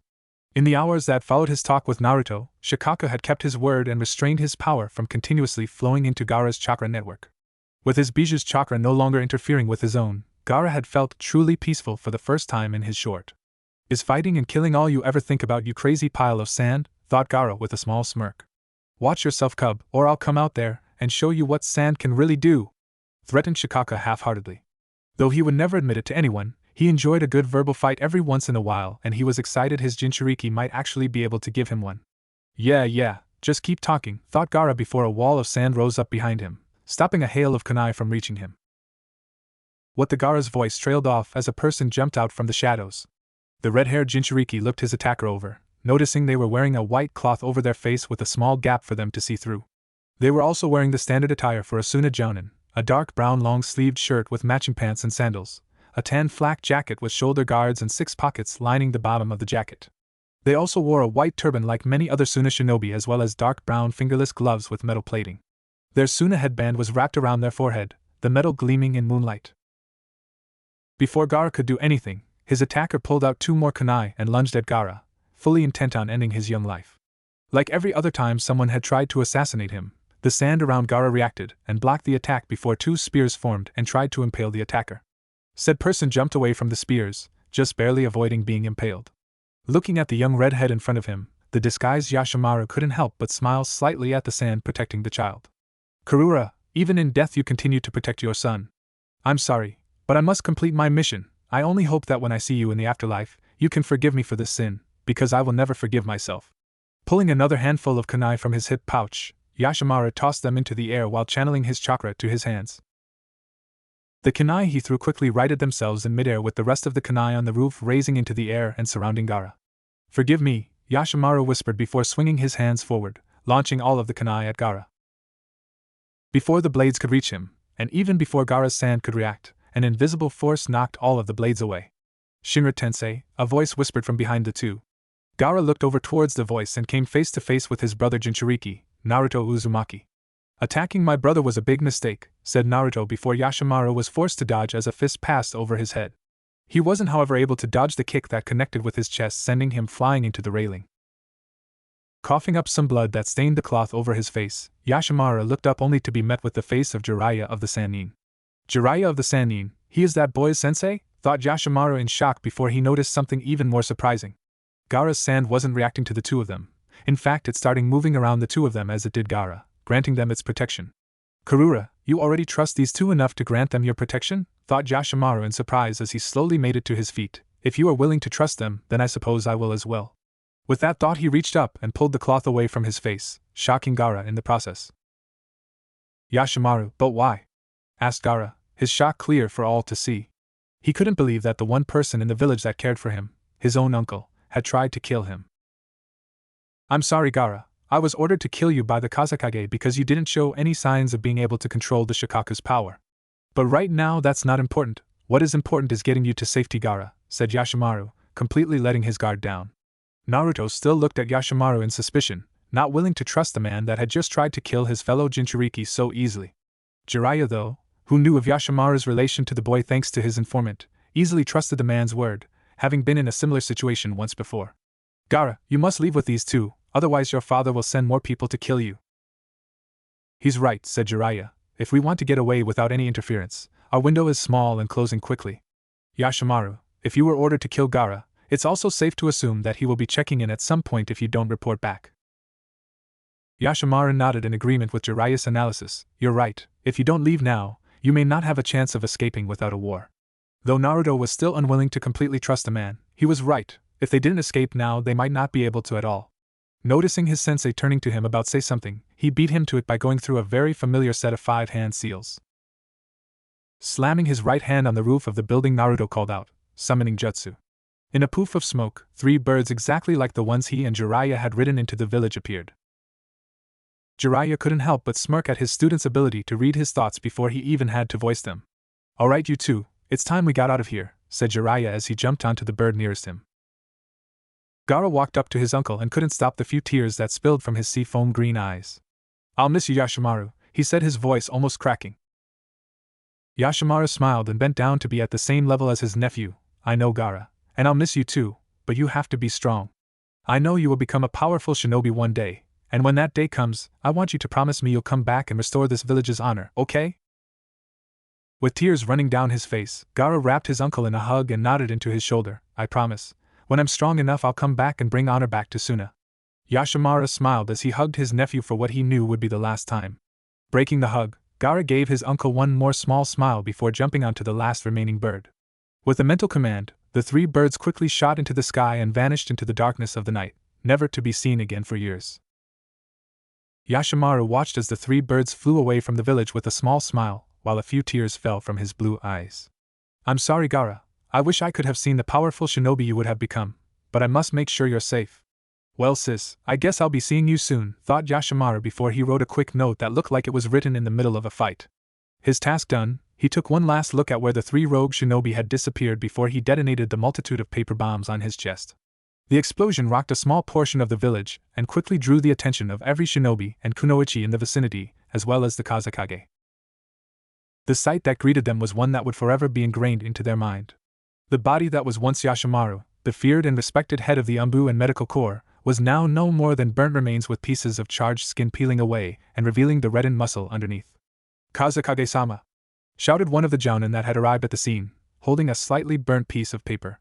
Taking the paper from his subordinate, the auburn-haired Kazekage looked the paper over and found 2 simple words that confirmed what he had hoped would happen. 2 simple words that told him his right-hand man's sacrifice wasn't in vain. Mission accomplished. Land of Woods.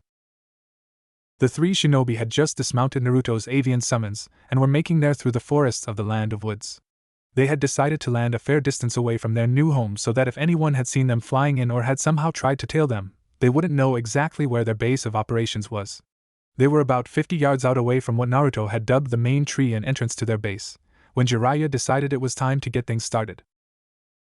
Alright, you two, before we can do anything else, we need to check Gaara's seal and make what adjustments are necessary. But first, Gaara, I need you to tell me about anything that even remotely seems related to Shikaka being inside of you, said the Toad Sage, all traces of his easygoing nature gone, replaced by that of someone who had lived through things most couldn't even imagine.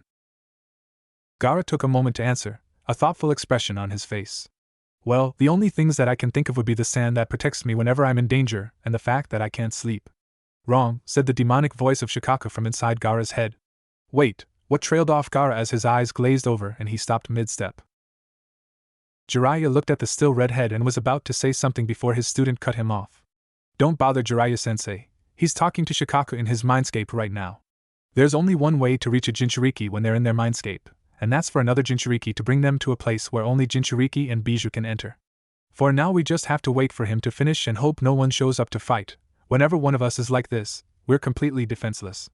Jiraiya could only nod in understanding, despite being one of the most informed and knowledgeable people in the elemental nations. His knowledge on Jinchuriki was rather limited. I guess we better get comfortable then, said Jiraiya as he sat down on a nearby root. Naruto nodded in agreement, and moved to lean against a tree a couple of feet away from his brother Jinchuriki. Gaara's mindscape.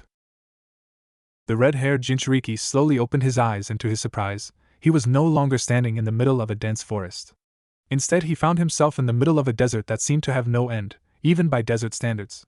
But what caught his attention was the sandstorm that was raging not 3 feet from him, the sandstorm that looked more like a sand twister with a dark shadow hidden in the center. His suspicions about what the twister was confirmed when he saw the dark shadow move around and slightly crazed voice spoke from behind it. Welcome to your mind, pup. I bet you're probably wondering why I have brought you in here, right?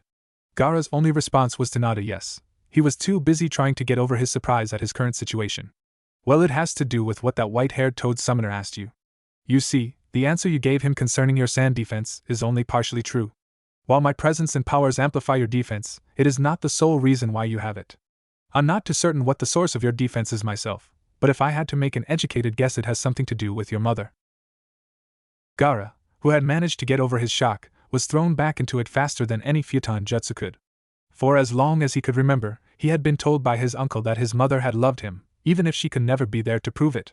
Now that Shikaku had brought up the idea, he remembered once when he was 5 that Yashimara had told him that he believed that the sand that came to his aid was the will of his mother protecting him. I see you remember now. Your uncle didn't realize how close to the truth he was when he said the sand was controlled by your mother's will. Gaara, who had been too surprised to respond, finally seemed to find his voice. But how do you know you're right about this? He asked, his voice betraying his hidden fear. Fear at what Shikaku said being wrong, fear at losing possibly the only link he had to his mother. Shikaku looked at his Jinchuriki, and for the first time in over a millennia, sympathy showed through in his eyes. He may have been the most battle-crazed of the Bijou, but he also knew what it was like never knowing the love of a mother. He and his siblings may know how they came to be and what, for lack of a better word, their mother was, but that still didn't help fill the void a mother's absence creates. I know I'm right because I was awake when I was first sealed into you, while you were still inside your mother's womb, said Shikaku as his eyes shined from behind the sand veil, showing Gaara his memory of the time. Flashback. Screw this accursed tea kettle. I swear one of these days I'm going to get out of here and I'm going to kill the son of a bitch who did this. These were the thoughts of the currently imprisoned Ichibi no Tanuki, after yet another failed attempt at escaping from his current prison. For years he had been trapped in the tea kettle, ever since his last Jinchuriki had lost control and he had gone on a rampage. He knew from past experience, and from what happened to his siblings, that he would be sealed into Antherhost in hopes of them being able to control his powers. Like anyone could truly control my powers, the only way a human would even have a chance at controlling my power was if they were born of the sand's truest love. I still don't know what the hell you meant by that, father, but oh well. A few days passed and things went as they normally would for the Bijou. Try and break out, fail to break out, and curse his prison. It was now January 19th, though Shikaku didn't know that, and unknown to the Bijou his current prison was being taken away to perform a new sealing. Okay, one more try, thought Shikaku before something happened that he was all too familiar with. A glowing green seal appeared above him where the tea kettle's lid was located, and began to spin around causing an unnatural wind to pick up around him. No, I won't be sealed inside another human, thought the Tanuki, but it was too late. The seal abruptly stopped spinning and opened slightly, drawing him to it. He lost his physical form and was forced into his pure chakra state as the seal continued to absorb his power. Outside the seal, same time. Is everything ready, Chiyo-sama? Asked the Yondaime Kazekage as he stood next to one of his elders in an operating room. Doctors ran around the room, making sure the equipment was working and occasionally writing things down on their clipboards. In the middle of the large room, lying on the lone operating table, was a woman with shoulder-length sandy brown hair. Her naturally kind face was flush red as she breathed deeply, a noticeable bulge in stomach, a sure sign she was pregnant. She was Karura, wife to the Kazekage and mother to a 3-year-old Temari and a 2-year-old Kankuro. Chiyo, an elderly woman in her late 50s with gray hair tied into a tight bun, nodded a yes to the village leader's questions. Yes, everything is ready. The Shikaku's power has already been absorbed into the seal and is ready for transfer. Good, then begin the sealing, said the Kazekage as he moved to the foot of his wife's operating table. Chiyo nodded once again, signaling for the doctors to stand back so they wouldn't get in the way. The doctors were quick to comply, none of them willing to risk angering one of the honored siblings. Once everyone was out of her way, she pulled a brush from her sleeve and dipped it into a bowl filled with blood. Prepare yourself, Karura. Once the seal is drawn, I will push the Shikaku's chakra through you and into your child, said Chiyo, her voice not betraying any of her emotions. Karura took one last deep breath before nodding and understanding, mentally slowing her chakra so it wouldn't interfere with the sealing. Chiyo didn't waste any time in drawing the seal over the pregnant kunoichi's abdomen, a simple circle with 2 smaller circles on either side of the circle's edge. Inside the small circle on the right was the kanji 4 stay, while the kanji 4 sit was drawn in the circle on the left. In the center of the main circle, the kanji 4 wind was drawn with 4 small dots surrounding it. With the seal complete, Chiyo put away her brush and began going through a long chain of hand seals, ending with the dog seal. Fuin Jutsu, Windhound Sealing Jutsu. The second the words left her lips, the seal on Karura's abdomen began glowing a similar shade of green to the seal that absorbed Shikaku. At the same time, the same seal that absorbed Shikaku appeared on the tea kettle and released a stream of sandy brown chakra that was immediately drawn into the new seal that would hold it. A few minutes passed before the stream of chakra finally ended and the rest of it was absorbed into the seal. Once the last of the chakra was sealed, the seal started to spiral in on itself before vanishing entirely. Chiyo let out a deep sigh at the concentration and effort the sealing had required. It's done. The child in Karura's womb is now the newest Jinchuriki of the Shikaku. The yondaime nodded absent-mindedly. His attention was drawn as one of the machines that were monitoring the pregnancy started acting up. "Report, what is happening?" demanded the Kazekage as the doctors rushed around checking every machine's readings and making what adjustments were needed. "Kazekage-sama, the sealing must have affected the pregnancy. Karura-sama is going into labor right now," shouted one of the doctors that was checking Karura over. "Sir, if we don't act quickly, it is likely we may lose both Karura-sama and her child." "Then what are you waiting for? Get to work!" shouted the yondaime Kazekage as he stepped back and let the medics do their job. Inside the seal. "Ugh, I always hated when they do that," thought Shikaku as his chakra condensed back into his corporeal form. Taking in his new surroundings, he was surprised to find nothing but a dark expanse. "What the hell is this?" thought Shikaku as he sent a small portion of his chakra to probe the mind of his new host. What he found surprised him. He was sealed into the body of a baby that wasn't even born yet. But what he could tell from the memories of the women carrying the child was that his own father had ordered the sealing, some old hag had performed it, and they used the same exact seal that was used on his previous Jinchuriki. Seriously? These humans need to learn something new if they're using the same seal they used on my last Jinchuriki. Oh well, I drove that one insane, I can drive this one insane. Unfortunately for him, his thoughts were cut short as a never-ending desert appeared around him and a sand twister formed around him. What thought the giant tanuki before a symbol flashed in front of him for a brief moment. It can't be, thought Shikaku in surprise. It had only happened for a brief moment, but it would forever be ingrained into his memory. The symbol that appeared before him was a kanji, the kanji for love. Outside the seal a few minutes ago. "It's small premature from the looks of it. Will it truly be able to handle it?" asked the Kazekage as he looked at the red-haired baby that was just barely larger than the hands holding him. Chiyo nodded slightly as she looked at the child with a passive stare. "He is compatible."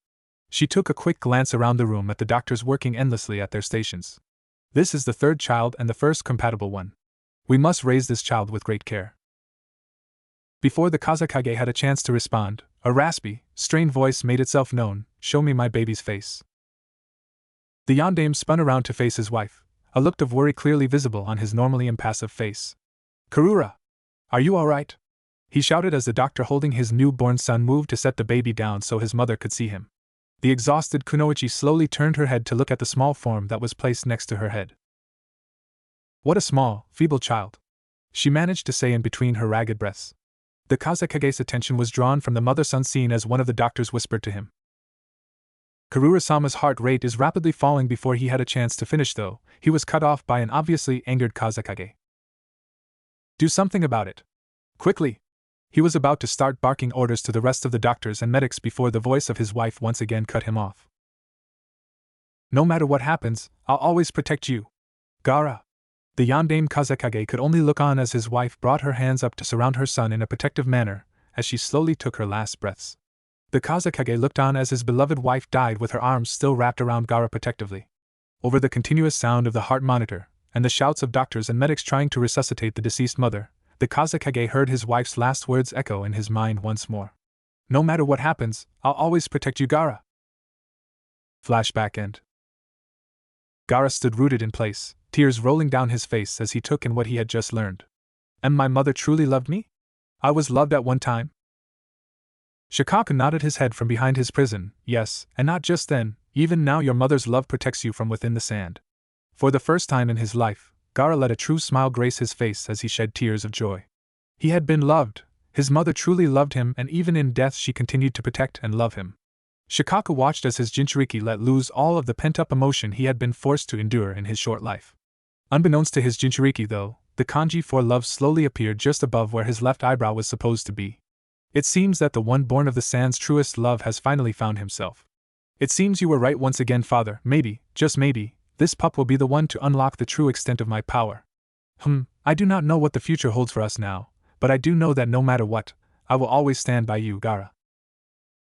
Jiraiya and Naruto were still waiting for Gaara to come out of his mindscape so they could continue on to the hideout. Hey Gaki, how long does something like this usually take? Asked a slightly annoyed Jiraiya as he readjusted himself for what felt like the 100th time. Kami, if every secret about Jinchuriki is like this, then I'm not sure I want to find out about the rest of them. Naruto shrugged his shoulders from his place against a tree. It depends. Usually a conversation with one's bijou is instantaneous in the real world, even if they spent the equivalent of hours talking. However, there are certain cases where the time spent in one's mindscape is the same amount of time that passes in the real world. That usually happens when the bijou shows the host something like a memory, which is probably what Shikaku is doing for Gaara. Jiraiya nodded in understanding and was about to ask another question, but something caught his eye. Looking over towards the newest Jinchuriki of their little group, he was surprised to see a red kanji slowly appearing above Gaara's left eye. What the hell? He asked aloud, bringing Naruto's attention towards his fellow Jinchuriki as well. That's new. It must have something to do with what they were talking about. No sooner had Naruto finished than did Gaara's eyes lose their glazed look. Ugh man, that's going to take some getting used, said Gaara as he wobbled slightly from the sensation of returning to one's body. Once he managed to right himself, he looked at his two traveling companions, and saw them looking at him strangely, specifically the left side of his forehead. What? Naruto was the first to respond. Where'd the tattoo come from, Gaara? Huh, what tattoo? Asked Gaara as he rubbed his forehead. You won't be able to feel it, you knucklehead. It's a part of your skin, said the voice of Shikaku from inside his head. The tattoo is the kanji symbol for love. If I had to hazard a guess, it is most likely the physical manifestation of your mother's love for you. Hey Gaara, you okay? Asked Naruto, shaking his brother Jinchuriki slightly. Yeah, said Gaara as he shook his head slightly. Shikaku just told me that the tattoo on my forehead is probably the physical manifestation of my deceased mother's love for me. Jiraiya sat in contemplation for a moment at this new revelation. It's entirely possible. With everything I've seen in this world, it wouldn't surprise me. Naruto and Gaara nodded in understanding while the Toad Sage stood up and dusted himself off. Well then, if you two are ready, let's back to the hideout and get Gaara's seal fixed up. With that, the three rogue shinobi continued on towards their new home in moderate silence. Kanehigakure Hokage Tower. You summoned us, Hokage-sama? Asked a voice as the door to the Hokage's office was opened. The Hokage looked from some papers he was going over and couldn't help the smirk that crossed his lips. Before him stood three of the most powerful ninja Konoha had at its disposal. The first one to enter was a young man in his early 20s that had a very unique hairstyle. His silver hair seemed to defy gravity itself as it stood up on his head, while leaning to his left side slightly. He wore the standard issue shinobi garb for all active Konoha shinobi, a navy blue, long-sleeved shirt with red swirl symbols on the shoulders, and matching navy blue pants and shinobi sandals with white tape wrapped around his ankles.